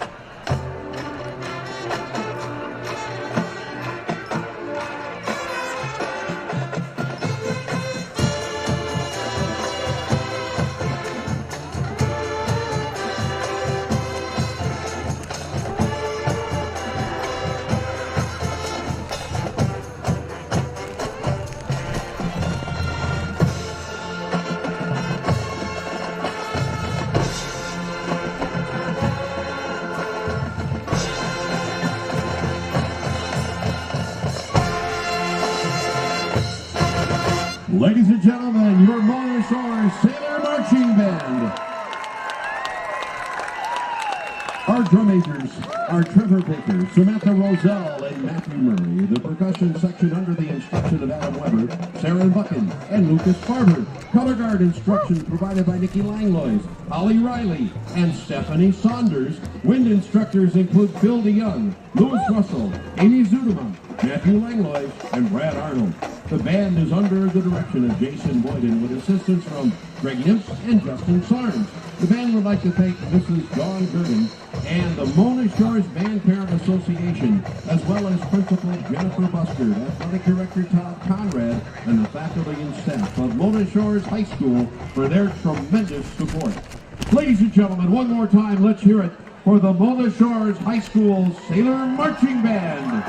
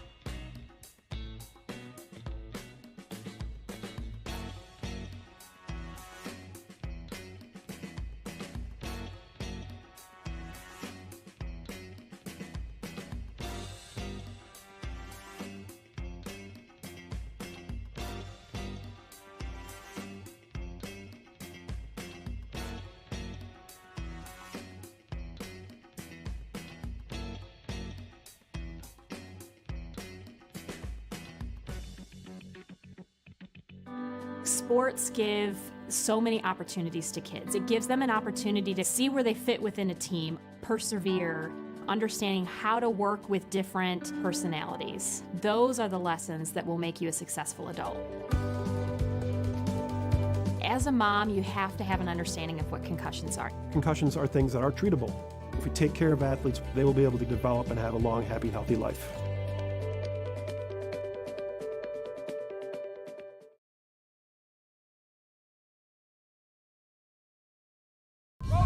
You're up. There's an old saying, you can never have too many officials. The age of the average official is 52 and getting older all the time. We're constantly recruiting new people, younger people to join us. After you register with the MHSAA, look on the website to find an officials association near you. They'll put you in a position to succeed as an official. We all learned a lot from high school sports, and officiating is a great way to give back to the game. There's help wanted, just whistle. Touchdown, Cowboys.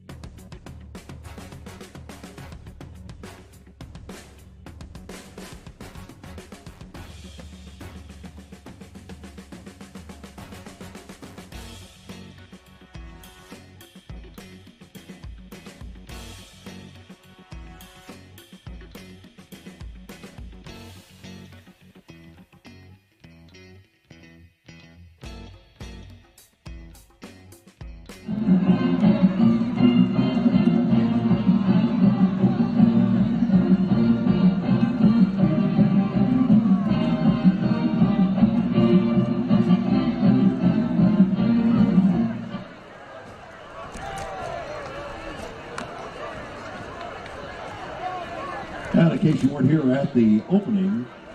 The Trojans won the toss. They elected to defer to the second half, so they will be receiving and defending the south goal.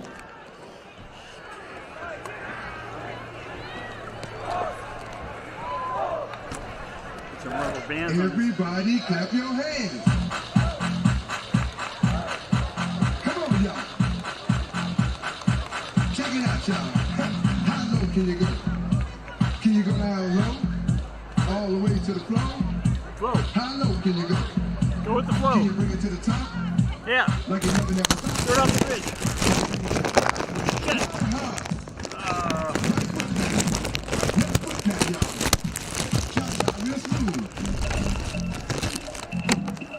Turn it out. To the left. Take it back now, y'all.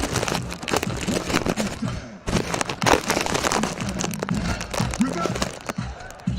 Reverse. Slide to the left. Slide to the right. Reverse. Reverse. Reverse. Reverse. Cha-cha now, y'all. Cha-cha again. Cha-cha now, y'all. Cha-cha again. Turn it out. To the left. Take it back now, y'all. Too up, too up. Too up, too up. Right foot, let's start. Left foot, let's start. Charlie Brown. Hop it out now. Slide to the right. Slide to the left. Take it back now, y'all. Chop now, y'all. Oh, yeah. Do that stuff. Do that. Oh, Yeah. The wrong mic's on. Oh, fuck, sorry. All right, ladies and gentlemen, now we got the right microphones going here. All right, hey, I'll get into the Sincere Dent article from M Live as one of the top 10 prospects for High School Player of the Year. But I want to welcome them back. Welcome everyone back. We hope you had a great halftime. We had a very informative one, very educational one, learning a lot of stuff here. And want to congratulate Dean Vandermine and his crew for winning the 50-50 raffle. And your score is 49-8. We will be in running clock mode. There was a penalty to start the second half, so the ball will come up 15 yards. It was assessed at the end of the second quarter against the Trojans. So the Kuiper will kick off. Correction, that looks like Heckman now. The transfer Reese Puffer will be kicking off. Wouldn't be surprised to see it go in and, as we thought, go out of the end zone. Somewhat of a wind-aided kick, the wind blowing out of the southwest at about 10 to 15 miles an hour. So it'll be 1st and 10 for the Trojan. Ball is going to be marked at the 20-yard line. And so it's going to be a running clock, It's going to be a running clock. And I want to give a little bit of shout-out to Kim and Kotis up top. He is out in the elements. Now, it's been kind of a drizzle on and off, a little heavier at times. He's working on trying to make sure that the equipment is staying safe from the weather, as well as provide the picture that you guys love to see. So a big shout out to Kim and all the work that he's doing. He's the one. We're nice and dry here in the oh my God in the press box. Well, he's the one that's standing out there in the rain. Exactly, he's doing a like tremendous job. There's just no place like home, and and our home is what is this? Maybe 8 feet by 5 feet. Yeah, at most. Yeah. Yeah. And we're packed back here. Noah and Connor joining us, as they always do. Love to have them here. So the playoff implications are coming down. The second half for most area schools right now. The big question mark for us is who's going to be in our opponent. Is it going to be Reese Buffer? They have to upset Muskegon. Or is it going to be Jenison? They were losing to Kennewa. It might be Traverse City Central. We're not sure right now. That's why we want to invite you out this coming Sunday to Brand's Steakhouse for our selection show party, the MHSAA selection show playoff watch party, as we have called it. It's going to be at Brand's. It's going to start at about 5:30. We'd love to have you out. We're going to have some guests We're going to be streaming it live. We're going to start with It's going to Superintendent. be a lot of fun, yeah. Oh, it should be a blast. We're going to get there about 4 to set up and get things right so we can, as always, try to provide a first-class thing. But we're going to have newly appointed superintendent, lost interim tech, Bill O'Brien. We're going to have principal Jennifer Bustard. We're going to have longtime PA announcer Dan Vandermine. Probably going to get Todd Conrad in as well to talk about the playoffs and the MHSAA rules of what we can and we can't do. Nice little interception by number 81, brought down about the 45-yard line. That's Trent Austin on the interception. Trent getting the big pick, the accolades by his players, hugging them. So it'll be. You know, going back to the selection show, the other thing we want to do is we're working on trying to set up a format to where we can do some of the players as well, especially the seniors. Yes, going absolutely. forward. Get them on there, get a little bit of their perspective of what this season means to them and where we're going and that kind of stuff. So Heckema in at quarterback number 15, the transfer from Reese Puffer, Logan Heckema. Got an update. It's 27-13 now. Jennison up, doubling up on Kentaway Hills at this time. So we got a fumble. Looks like the Sailors have recovered it. Loss of about 2. So it'll bring second down and 12. Ball's going to be marked at the 40-yard line. Run a clock with 8:45 left. I got a shout out to my buddy Heath Schultz. Heath, I've known Heath for a very, very long time. Good to see you on here, buddy. Thanks for watching. Well, a friend of yours is a friend of mine. That's all I've got to say. And a friend of Sailor Nation Sports. Well, he's a friend of Sailor Nation Sports. And so, again, we mentioned in the second half we have a running clock going, 8:17, so the clock does not stop unless there is a score. Also stops if there's any injuries. And it stops whenever there's a penalty as well. So we're stopped at 8:10. Right. Probably going to see a few more penalties of this, right, because we're going to have a lot of non-starters being put into a role that they haven't been in for a lot, really. They weren't in much last week, or they weren't in much against Jennison as well. No, and we needed our starters right up to the very end on that game. That was truly a nail-biter. We gave up 97 points in 2 games. My concern now, think about, and let's say we host Jennison, is running the same offense as we do. How are we going to do? They're going to scoop and score. Fruitport's going to go downfield, and they are going to score on the fumble, on the pitch from Heckema to the back. There was a little bit of a miscommunication there between Heckema and the back. The back started coming up before he was able to pitch that off, and it was a very, very late pitch to begin with.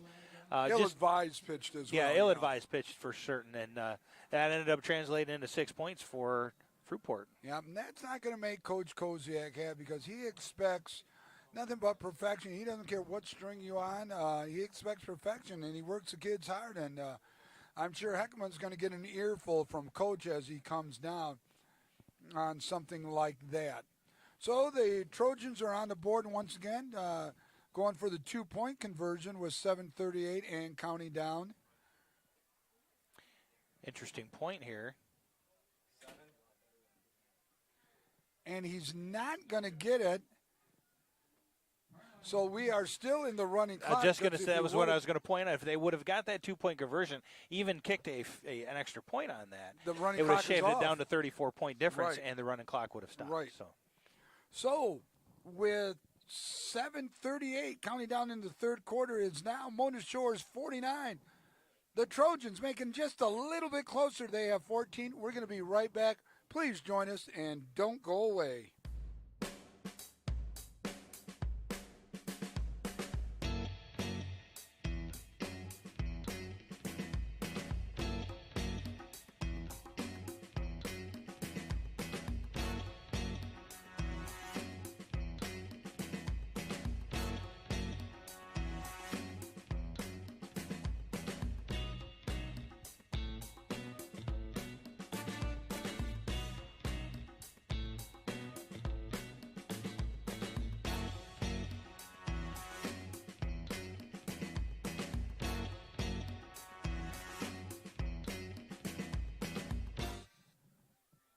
And we are back. Sailor Stadium. It's the regular season finale. OK Black Conference action here at Sailor Stadium.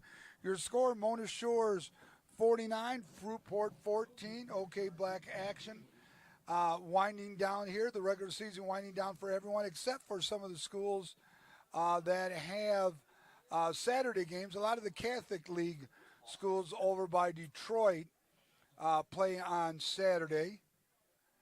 The onside attempt, waiting for the officials to get it. Looks like the Sailors have got it. So it'll be first and 10, Mona Shores.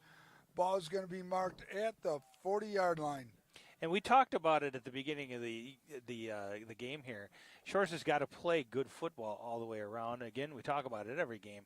Each one of the phases of the game, the special teams is a huge phase of of each game that you face, especially teams where it's tight, and you need to be able to get every point, and all the field position really matters. That was almost a turnover on an onside kick that really should have been picked up earlier than what it was. We got lucky on that one. Well, speaking about that, the errant play by Logan Heckema, Brady Rose is now in at quarterback. So if that score stands, that score will knock out Reese Puffer. Now the question then will come in, Puffer's going to be eliminated, okay? Correct. We got to get it, and I want Connor to see if he can get a score for Traverse City Central. Connor, see if you can get a score from Traverse City Central. We know Jennison's going to win.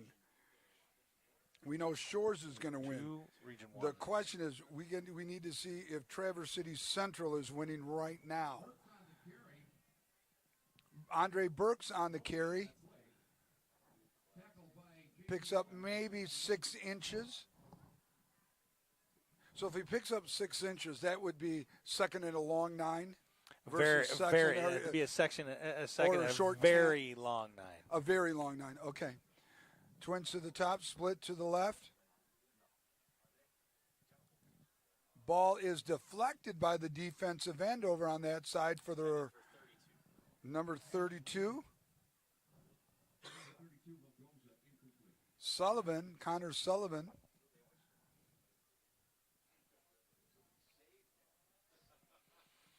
Is going to bring up a third and a long 9, short 10. Brady with the hard count, trying to draw the Trojans offside. It is not working.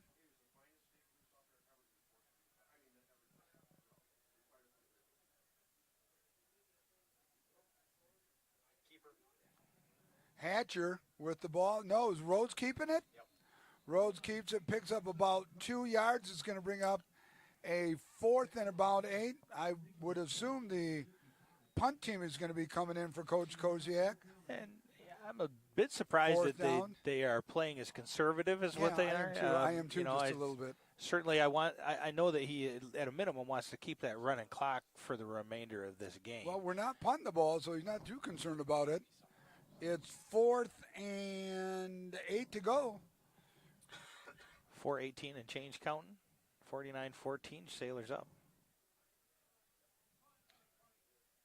Brady Rose drops back and catches the Trojans off guard. And a well-devised play, well executed by Coach Koziak and Brady Rose. Nice job on the pooch kick. It's going to go out of bounds at about the 20-yard line. So it'll be first and 10, Trojans of Fruitport.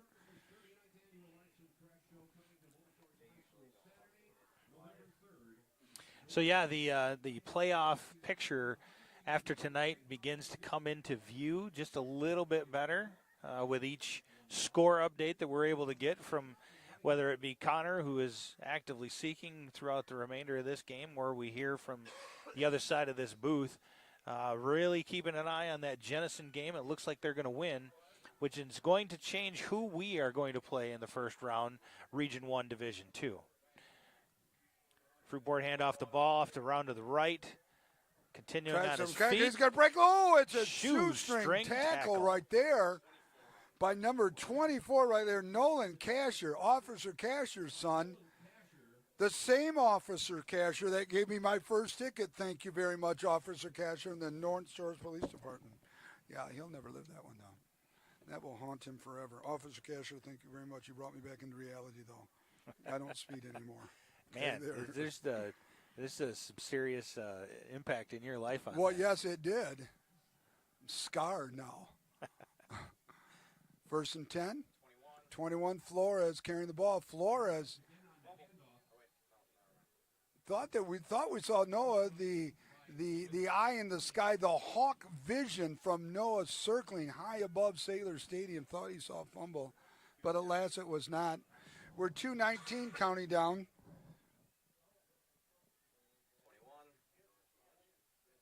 Flores carrying the ball. Flores is going to be a tired little boy tonight. He's definitely getting some. He's getting some yardage yards out per there carry for right sure. here, boy. Some yak yards. Yards after catch, yards per carry. Want to thank everyone out in Sailor Nation for 105 people carrying on with us yet here into the that's second half, and we wonderful. appreciate you guys staying with us. 2, Zane Lee carrying the ball. Again, we want to invite everyone out. Please come out and join us. You know, and it doesn't have to be of a football really. Come out and see the team if you want. Talk to Superintendent Bill O'Brien. If you've got questions regarding the proposed $90 million bond proposal, the renewal, by all means come down. You can talk to the commander-in-chief himself and get answers. If you really are concerned and you want to know more about it, we invite you. He invites you to come out. By all means, ask some questions. Jennifer Buster, speak with her. The great leader of the high school has done a phenomenal job. Her and her great staff educating these young scholars here. Come on out, meet Jennifer and some of her colleagues that will be there. Dan Vanderminer is going to be joining, Tom Conrad. And by all means, we're going to be interviewing hopefully all of the seniors on Coach Koziak's team at our playoff watch party this Sunday, scheduled from about 5:30 to 8 o'clock at night. We'd love to have you come out. We'd love to meet you. If you have some questions about us, about the and future see the of setup. Sailor Nation See sports, the setup that we use setup. right now, and ask questions. Yeah. And feel free, if I may, bring your checkbooks if you want to make a donation. If you're interested in doing that, we will definitely be accepting them. Yeah. Especially if you win the $1 billion. Let's just say, the King and I don't win it, and you win it out there. We'd love to have you be a real big. I'll tell you what, sponsor. we'll name the show after you. We'll name it after you. Bankroll us for 5 or 6 years. So that we have come to the end of the third quarter here at Sailor Stadium. We are under the running clock mode. The score is 49-14. Hey, you can take a quick break, but please come back to see the finale of the regular season.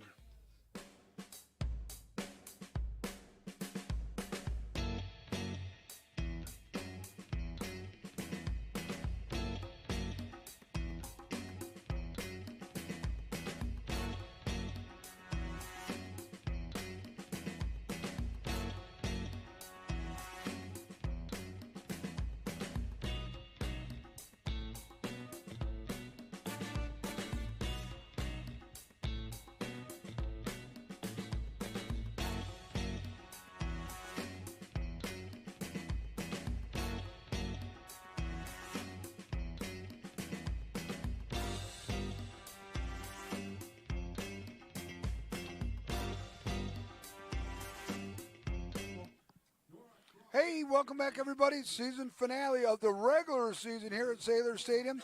OK Black Conference action here. Motor Shores up 49-14. Comfortable lead right here. Still under the running clock mode. 12 minutes left. It gets us to the end of this game. Fruitport has the ball. 3rd and 1. Flores carrying the ball. Flores around that right side. He's going to be tackled at about the 20-yard line. Tackle number 20, Brady Rose.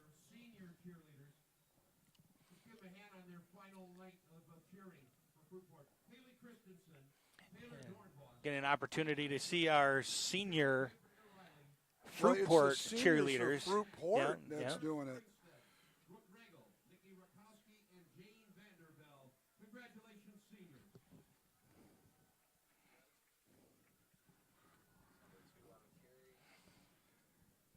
Zane Lee on the carry. I think Heath is suggesting you buy yourself a nice Trackhawk, a Jeep Trackhawk, and they won't be able to worry about giving you tickets anymore. Well, Heath, thank you very much. That's exactly what I'm going to get. Hey, what color do you think I'd get? Should I get like a navy blue with a nice tan interior, and we can name it Sailor One? Okay. I like that, Sailor One. Nice. I think Sailor One on the hood right there would look kind of sweet. I tell you what, you and I can go out together. What do you think, buddy? Let me know what you think. a dark navy blue. I'm not really into the Columbia. It just doesn't bring out the Greek in me with my olive complexion. But I do like a good navy blue. Because right now all of my vehicles are burgundy when I coach at Muskegon. Now and then I'm a Shores guy, by all means. I'll go navy, buddy. What do you think? So here we are. We are down to about the 5-yard line. Fruitport driving, and I'll tell you what. Whether we are, second string and a lot of JV stuff in there on the defense, we've become pretty porous on that run game. Yeah, with Fruitport. They've definitely found something that is working. And it's really more important to play some other kids. The running clock is now going to be gone, but it's more. Hey, these kids give up they sacrifice a lot of time. Yep. And going against the starters and just really get their little keisters knocked around, that's okay. It certainly is. And, still, you get the opportunity to get in the game, any game, no matter what it is, and execute those plays, just to get some fundamental football under the clock on the field and get some grass in those cleats gives you an opportunity so that if you do have to, like we've always talked about, the next man up, somebody goes down, you've got to fill that hole. It's not the first time you're on the field. You're really nostalgic. Grass on the cleat. I mean, you are just so poetic in the things that you say. Get some dirt on your helmet. Get the fingernails dirty. Get the cleats full of sod and that turf and everything. That's why you're the king. That's why you're the king, and I'm just a humble servant. So your score now with exactly 10:04 remaining. Hey, the Trojans have cut the lead almost in half. It's 49-22.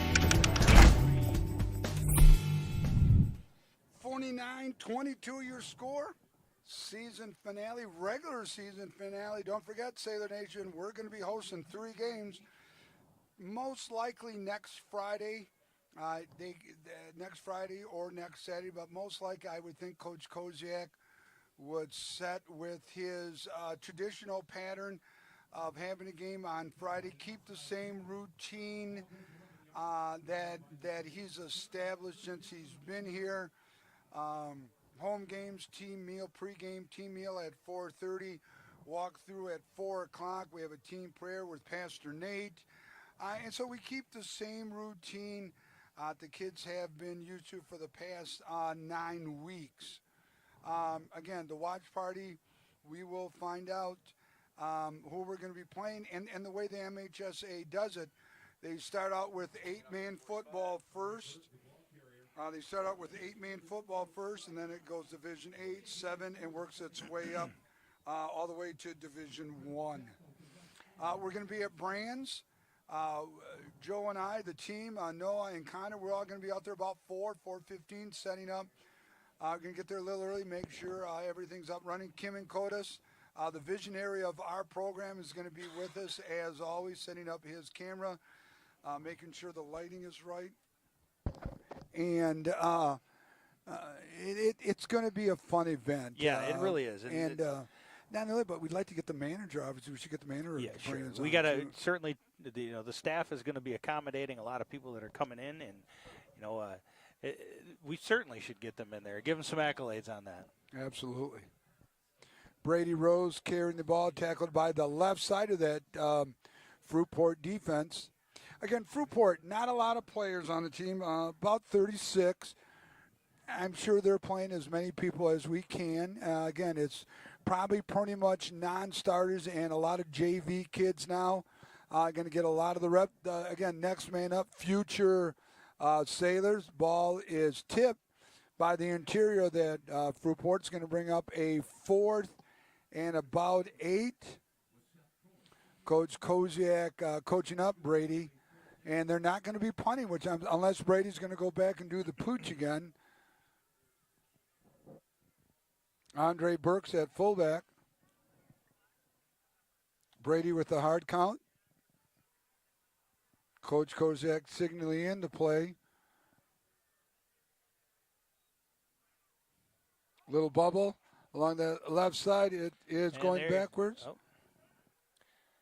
Boy, that was very, very close. Well, they call it a lateral or an incomplete. They called That's it why an incomplete pass. They called it an incomplete pass. And we don't have replay, but that was we close. actually do have replay, and we got lucky on that one. Did we? If there was Okay. actual replay on that, it definitely did go backwards. You won't be able to see it again. Okay, so but my it was boy coming Heath backwards. got back with me.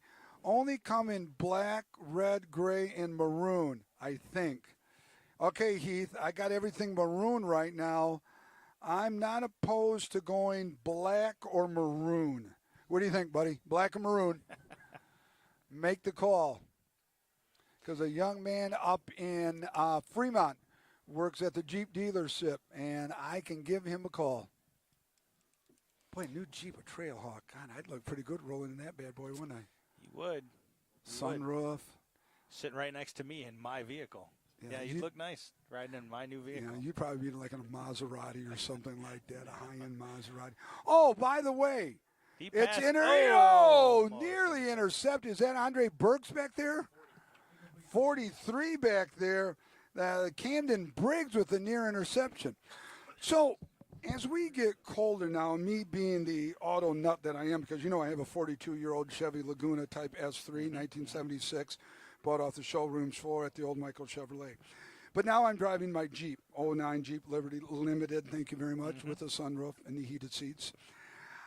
It's too cold, really, for me to wash outside. I was just wondering that you being who you are in the upper echelon of an administration, maybe we could talk about heated garage wash and wax. If we ever do a like a charity car wash, maybe raise some money for the fire prevention fund. You could bring it in. Okay. Well, you know what? I'll attack that maybe when we're off the air right now. So, people, number 15 carrying the ball. That's Cruel Cooper. Is going to pick up about 15 on the carry. Ball's going to go down to about the 26-yard line. So you were right. They're chinking and chunking down the field on this young Sailor defense. Definitely. But all the rankings are nice and everything, but the bottom line is, it really is playoff points. Whether you're ranked 1, 3, 5, 7, it doesn't matter. It's a point you accrue during the season. It's your strength of schedule. It's the decisiveness of your win. Those really are what come into play. Exactly. When it comes down to Selection Sunday. And the tougher your schedule, the more you're in. You're going to be up to, like we had the most points in Division II based on strength of schedule. Number 2, that's Crew Cooper. Correction, Zane Lee on the carry. Number 2 is going to get down to about the 15-yard line. We're 7:09 counting down to the conclusion. You got some fans leaving right now with the game well in hand and pretty much out of reach. And I agree with Coach Kozak and his staff. I rarely disagree with him.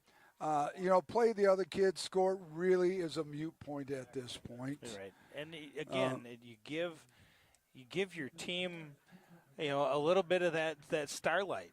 Give him an opportunity to shine, play Yep. a regular game, and do some regular plays, Yep. and really feel not like you're only part of a that, football team. And not only in playing, but they've been practicing with the varsity all week. The JV team has 15. Is that 15?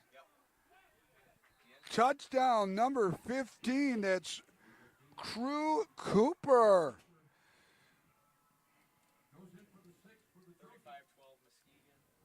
35-12? All right, so 35-13 Jennison. So Jennison's going to win. They're going to be in. 35-13 Muskegon. Muskegon's in. That'll knock Reese Puffer out. Reese Puffer will finish the season 5-4. Not enough. Divisions probably usually 1 through 6, maybe down to 7. You have to have 6. 7 or 8, you can get away with 5 wins.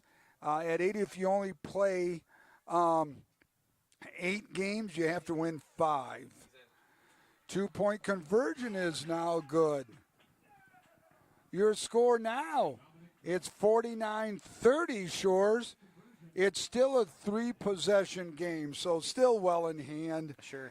And I still don't think we would see the varsity, but I do see number 1 kickoff receive team going out right now.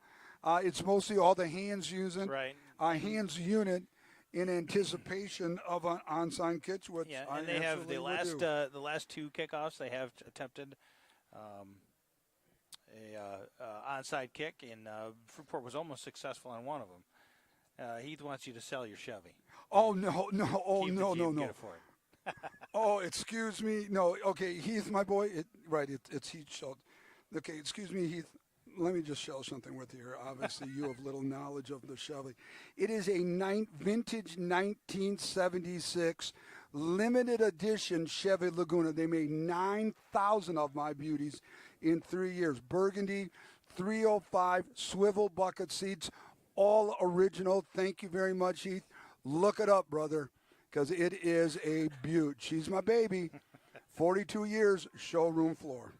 Look it up first, then you decide. All right, Fruitport on the attempted onside kick. Didn't kick it far enough. Flags come out, and that'll end up being probably offsides on the Fruitport team. Didn't go far enough. Didn't go far enough.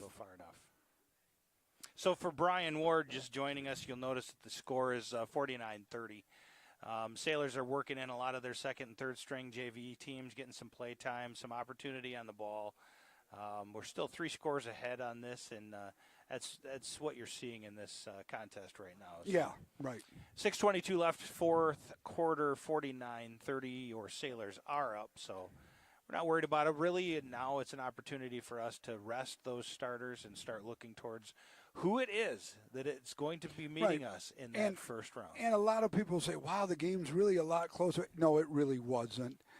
Just play a lot of kids. And they deserve their time. And fine, yeah, the score, yeah, it's going to be closer than what we thought. But then again, here comes the number 1 offense out. So enough of that. Okay, so we really don't know what we're talking about out here. Well, and 49-30 certainly, oh, wait a minute. Or is this? Are they going to re-kick it? Oh, they're going to re-kick it. Wow, interesting. That's interesting. Well, if it didn't go 10, then it's a penalty. They called it an illegal procedure on it. On who? Us? On Fruitport. So why are we making them re-kick it? Why won't we just keep the ball? I think it was before the kick is what they're calling so it. It's a dead ball. The kick doesn't count. Correct, yes. I gotcha. Well, you are just a plethora of knowledge. Just a guy with a headset sitting here in a press box. So. No, in my eyes, you're King Kanukin, now Mr. Know-It-All of high school football rule books. Okay, so hands team, we're going to go 5-5 staggered in between the front line. All hands people, which I mean is they're all skills. Good hands. Keyshawn is back. Nice kick, actually, well orchestrated kick. They're going to lay on top of him. We're going to see, is that Trovinger on top of the ball? I think so.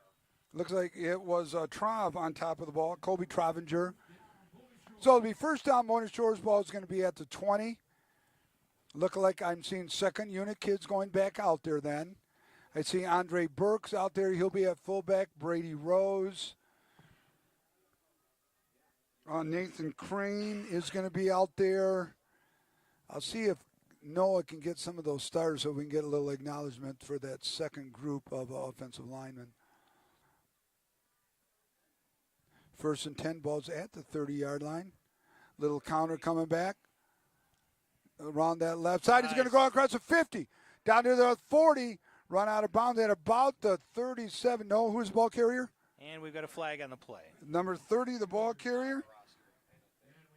No, it was Arthur Richardson. This looks like it may be coming back, probably on a hold. Yeah, Holding offense. Here, now, we just bust a good play, and the poor kids get called back for a hold. It's good execution by Rose. Oh, yeah, great execution. You look at whenever you hand the ball off, especially when you're introducing misdirection in there as well, that is something that you want to have is a good execution on those fakes. Yep. Is sell it really well. well. Not only that, but they ran the counter to the short side of the field, which he didn't have much yardage. So Mike Schuster from Hackley Sports Medicine going out to attend to his injured sailor. Dr. Recknagel, team physician, orthopedics, from the orthopedic specialist. We're going to take a medical timeout right here. We're going to let you gather your thoughts, get a quick break. Come on back. We're counting down 6:06 remaining to the end of this ball game. Your score, it's 49-30. Your Sailors are up.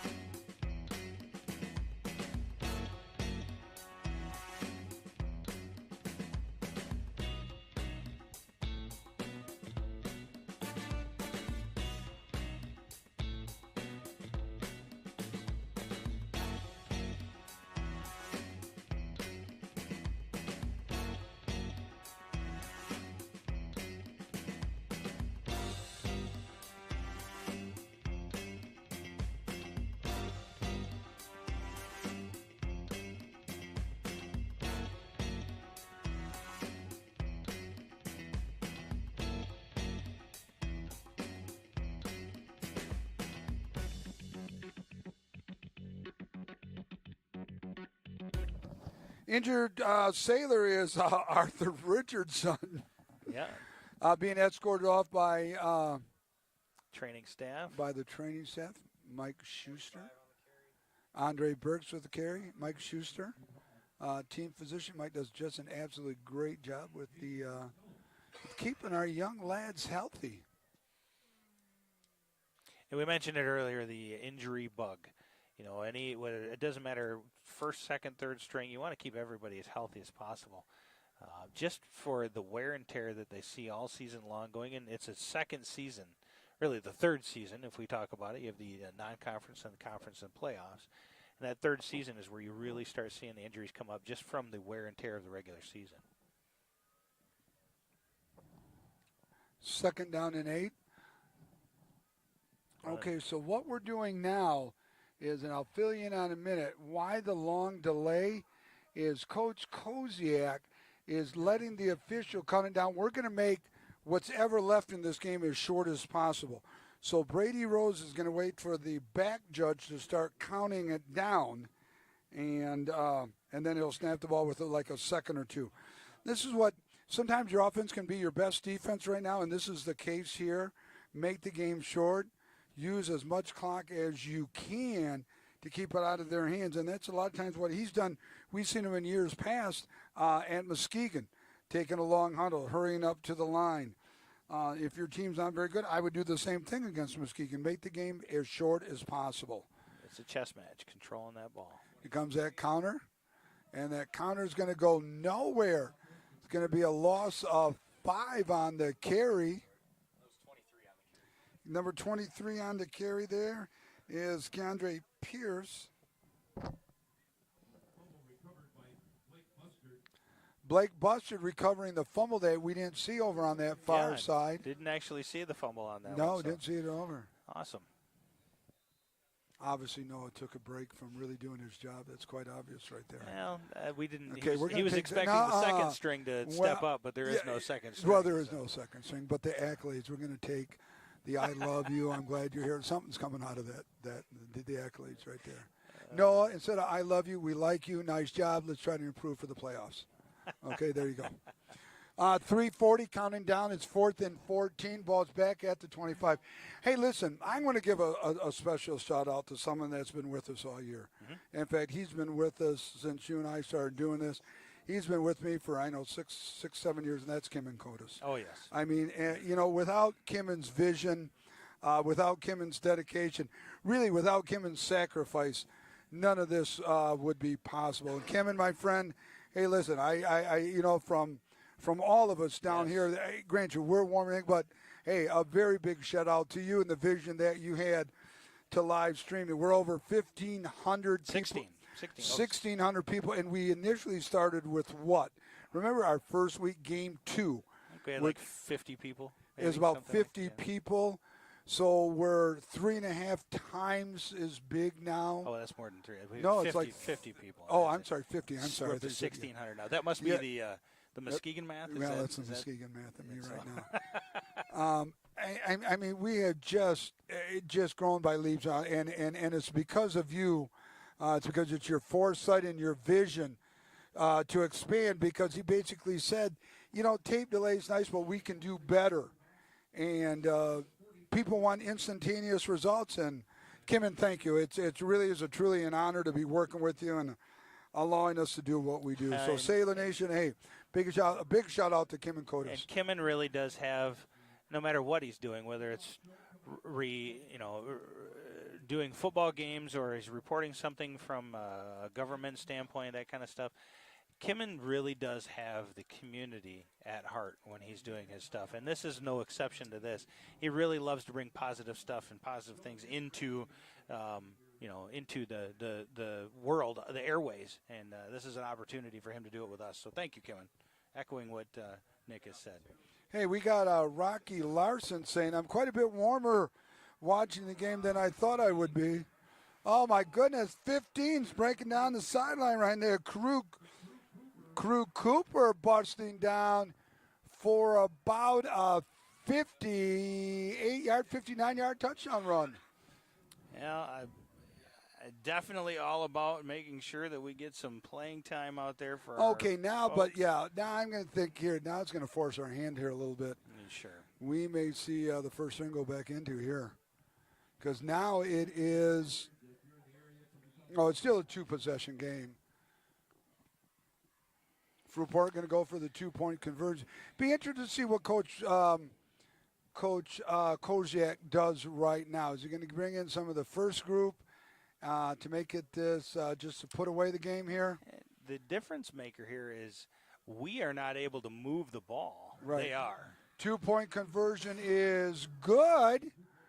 Your score now is 49-38. That point's 11 points, two possession. I got to think you're going to see some first stringers here. I would think so too.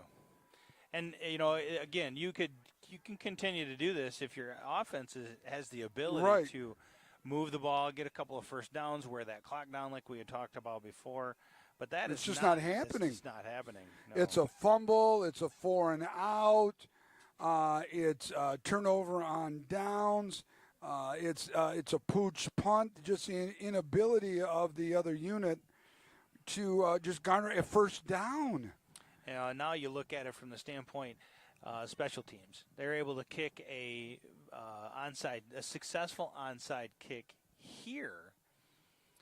Now you're really starting to flirt. Although it's 3:18, it's still a long ways to go. Still a long ways. Still a 2-score game. Yep.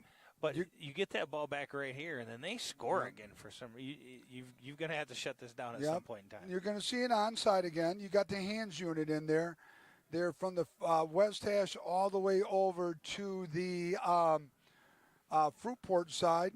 Ball's on the far east hash, going from right to left. There's the onside. It's going to be taken. They're going to lay on top of them and cradle it like a baby. Swicker, Andrew Swick, catching the ball. Again, hands team unit catching that ball. All right, so who's coming out right here? We got first string unit kids right here. The first string is back out like we thought would happen. Boersma in at quarterback. Gilbert down here towards the right. Gilbert down here. So the first string off, the first unit offense is in. Boersma is going to be sacked by the left side of that defense.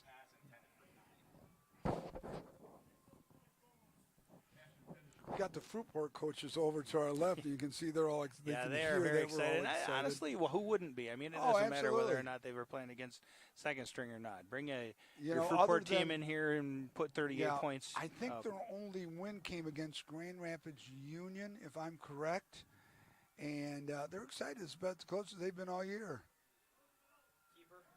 Boersman's going to keep the ball. Boersman's going to get the first down. There's a flag on the play, though. Now, that might be against the Shores.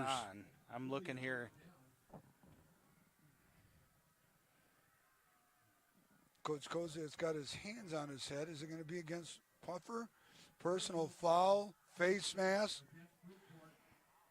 It's going to move it up 15 yards. We're 2:59 counted down.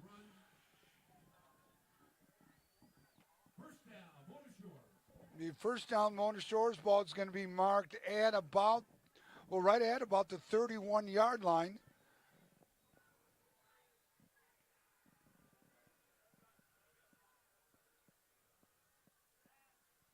Boersma going back. James Gilbert wide open. James Gilbert. Oh, the ball just lays up there because of the wind again. I was just going to say, Boersma is throwing into the wind on that one. Takes the gas right out of that throw. Gilbert had all the room he needed. The ball just couldn't make it out there. Personal foul. There is a flag on the play. Contact to the head against Fruitport. Boy, I'll tell you what, and I didn't see that play either, but these are some pretty unique penalties that are coming in against Fruitport.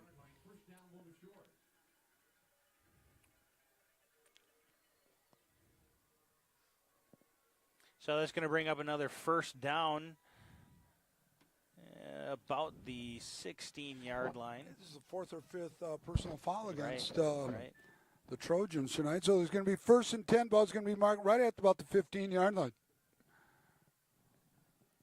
2:40 and counting down. Boersma out there to Gilbert. Oh, James turned before he had it.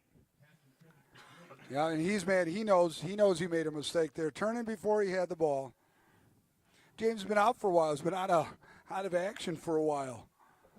Yeah, it's one thing, especially when you run your second, third string like that. You kind of ice your first string to bring them back in like you have. They're a little bit rusty, cool, a little bit rusty. Yeah, They're not warmed up. They got to break back into this game. 2:38 counting down. Clock stop with the incomplete.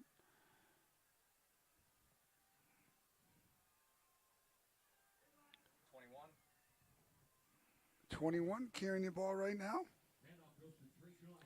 Trayshawn Hatcher getting down to about the 6-yard line, maybe 5. It's going to bring down a second down and about a second down and 1. Ball's going to be marked at about, Dan Vineman says, correcting me, it's 3rd down in inches. So that would make it a short one. A short one. A short one.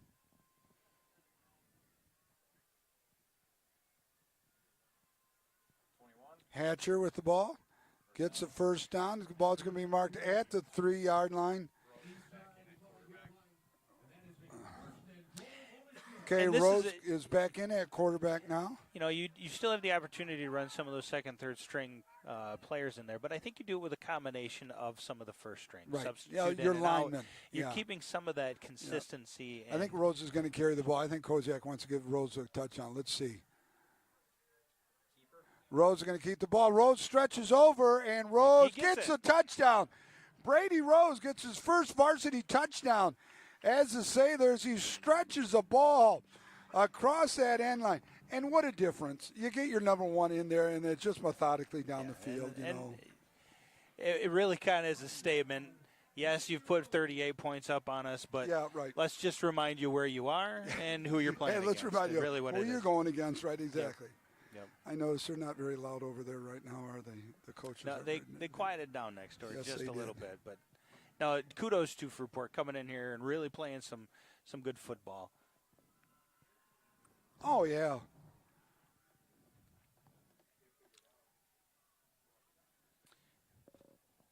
Waiting for the point after, Brady Rose at quarterback still.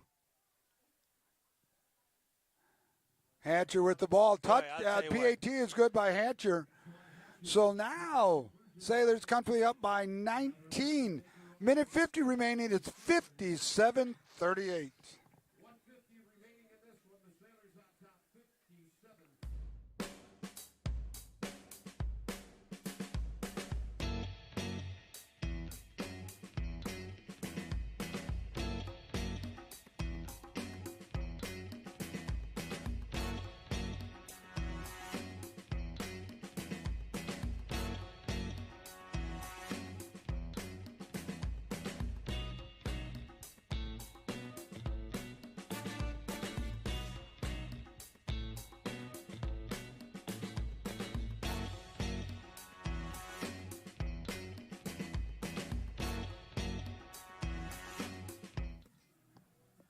Want to welcome everyone back. We got 1 minute, 50 seconds left in the regular season. It is now 57-38. Mona Shores, you say 57-38. How'd they get 38?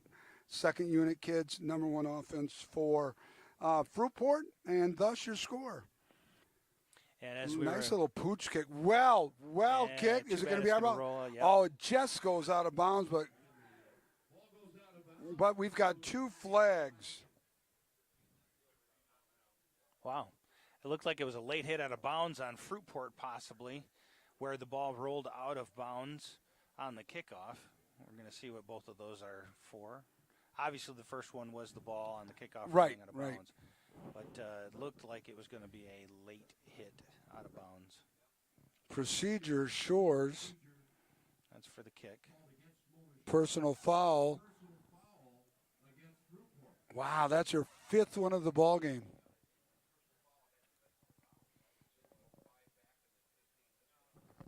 Okay, so we're going to see. We're going to see how they count this out. Yeah, because they don't offset each other on this one, I think.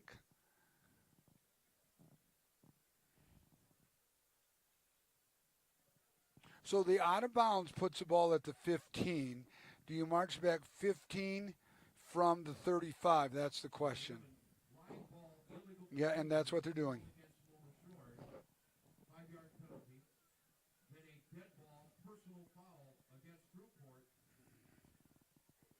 So the ball goes at the 20. Right, just what we thought. The out of bounds puts it at the 35. The 15 marches it back to the 20. So it'll be first and 10 for the Trojan. Ball's going to be marked at the 20-yard line for the personal foul late hit out of bounds. That's their fifth one of the game, too. Yeah, and they really have been taking some pretty intense personal foul hits to the heads. Yeah. And then you had the couple of unsportsmanlike conduct on the sideline that were back-to-back. So some interesting penalties taken by the Trojans. Minute 45, first and 10, balls at the 20. Fruitport going to go down with the pass. It goes incomplete, intended for number 21, Ethan Flores. Longmire on the defense. And looks like, is that Brady Rose back there? And Brady Rose, number 20.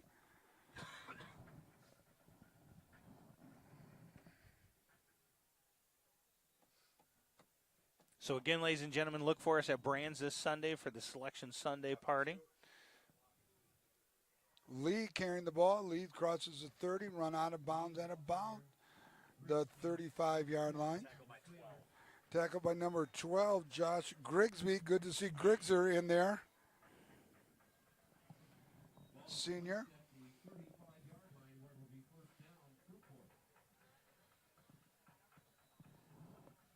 Band getting everybody fired up for their post-game show. 15 carrying the ball around that right side down to the 40. Runs out of bounds at about the 28-yard line. I tell you, Cooper's a pretty impressive runner right there. Yeah, he's got some explosive speed, got some some moves. skills. Yep, absolutely. Yeah. Got to thank everybody out there, Sailor Nation Sports. Still 118 people staying with us this late in the game. Thank you so much. Last regular season. Yeah. Hey, why don't you go over what we're going to do for the playoffs? Because we'll mention it one more time for those that are just joining us. Sure. So the playoff rules through the MHSAA state that we are not able to live stream those games.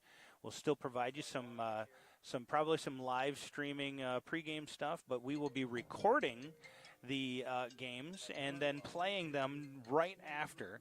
So everything that we do in a regular live stream, we'll be doing for recorded purposes, and we will get these games out to you as soon as the games are over. So if you're unable to be at the game, which we always encourage you to try to get there, you can watch this as soon as the game is over after we've recorded it and uploaded it for your viewing pleasure. Good. So. The injured Sailors, number 22, Cam Sobish.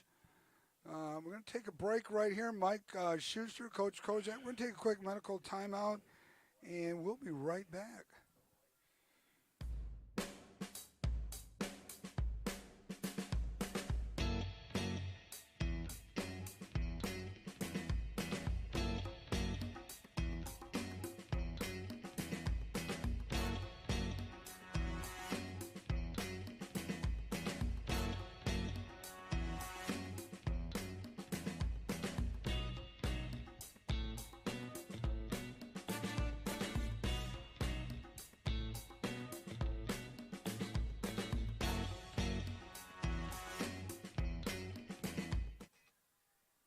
And we are back. Injured Sailor is off the field. Who was the injured Sailor? Oh, it was it was Sobish. Flores carrying the ball. Flores eludes several ball carries, but is tackled down at the 20-yard line. Loses the yard. Tackle by the 20-yard line. Makes it second down and 11. Judy Bernard, thank you. We appreciate it, and you are welcome. Our pleasure to bring this to you. And we will bring this and many other sports collectively with our team that we're putting together to represent this great school, these great athletes, and these great academic students to you every opportunity we can get. So thank you. Yeah, this has been fun. So, tape delay, how long will it take? Tape delay, hopefully once we get the opportunity to upload it within the day, hopefully within a couple of hours. We're working on our format that we're going to be recording in, and hopefully if it's simple and seamless, we'll be able to get it right up there. So, Sailor Nation, we're not going to let you down. We just can't give it instantaneously, and we do apologize, but we got to follow the MHSAA rules. And they've been awesome to work with. Todd Conrad's been in direct contact with them over the entire season so far, setting up our procedures and the rules and that kind of stuff. So thanks to them as well. So we're inside the last minute of play here, Nick, for the regular season. What do we take out of this game? What do we take away? That the number one offense and defense looked really good for the time that they were in. Yes. And hopefully we come out of this unscathed and nobody hurt. I think that's the biggest thing that you take out of this thing, that, pretty much could do what we wanted to do, and we could do it at will. Timeout called by Fruitport. 8 seconds. And a flag on the play. I guess that's what the biggest thing I would take out of it. It was, I hate to use it, almost like a practice game, really, based on the opponent that we were facing. Right. I think the biggest thing is, hey, let's play the game. So let's come out of this healthy. Let's play as many kids as we can and get ready for the playoffs. Wow, that's her sixth personal foul. Yeah, and Fruitport's coach is not happy, not sure what's going on as far as the I don't conversation over there, but definitely a undisciplined. Very night undisciplined tonight group of for kids. Yeah. Fruitport, that's for sure. That's a reflection of the coach. I'm not going to flower it down anyway. You're a reflection of the coaching staff. And this is what's happening right now. So 39. What did you take out of the game? What did you think about 39.8 seconds left. We're up 57-38. A win is a win, always going to be.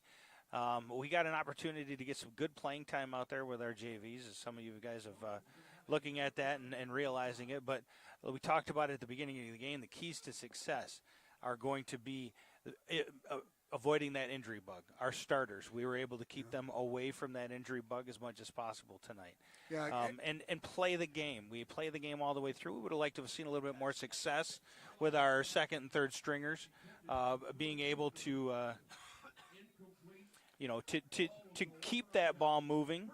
The defense obviously made a stop there, but certainly we do have some work to do on that second, third string, even against an opponent of the first string with Fruitport. So this is a great opportunity to get that, for that real field play. You're never going to see a full second and third string switch out. You're going to see people stepping up to fill positions. In that respect, that the experience that they're getting tonight is worth it going in our first round of the playoffs. I truly think you're going to see an awesome opportunity in a full game of. Hey, if you don't mind, can I get a little love out to Sailor Nation? Oh, sure, You absolutely. always do it. Hey, Betty Hornby, nice, thanks. Jeff Warhol, awesome job, Shores. Judy Bernard, thank you, Sailor Nation. Judy, you are more than welcome. And yes, Jason, a lot of JV kids are playing right now. So that's going to be a final as your Sailors have wrapped up the regular season with the record of 8-1, the only blemish coming last week to Muskegon. As my colleague said, we will be on tape delay. We will be broadcasting all the playoff games, but they will not be on live stream. They won't be on live stream. But we do want to invite everybody out to Brands, starting at 5:30, about 8 o'clock. Please join us. We would be honored. It would really be our honor to meet each and every one of you, as many as you can come out. Brands, has great foods. Our interviews are going to be, we're going to have a lot of interviews. Yeah, we're going to have a lot of fun. It's really going to be a lot of fun, and we get to see who we get in the first round. Yep. That's first and foremost the most important thing. We are into the third season, the playoff season of football. We are into the playoff season. We'll probably still be ranked number 3 in the state. We will be hosting the first 3 games, so we want to make sure all of you can join us. Muskegon, I got a final at Muskegon. It's Muskegon 62, Reese Puffer 12. So Muskegon goes in undefeated, ranked number 1. So you're going to have 2 teams. You'll have 3 teams from the OK Black in postseason play, which means half of the OK Black has made the playoffs. And it's great for West Michigan football, that's for sure. We're not even looking at some of the other teams that are going to be going there. I believe Montague is one of the teams. Oak Ridge. So we are well represented from the west side of the state, and even from young Muskegon Catholic will be out of it for the first time in many years. Again, very, very young, only 4 seniors on the team. But as far as I'm concerned, it's been a great regular season. It's been a great season for Sailor Nation. It's been a phenomenal year for us. Oh, I tell you what. Kim and Codas, as always, thank you. To Todd Conrad, to Bill O'Brien, to the Sailor Classic, to everyone involved in this. It's truly been wonderful. Waterstone Insurance for being our first absolutely Waterstone, platinum level. Sponsor. Yeah. Yep. Please come and join us. We'd love it. We'd be honored to meet all of you. I'm going to let you close it up tonight, big fella. Well, we're going to close it up. This is it for regular season football from Mona Shores Stadium. Your score 57-38. Mona Shores on top. And the next game we'll see will be on this field, first round of the playoffs. But look for us at Brands Sunday, 5:30. Take care.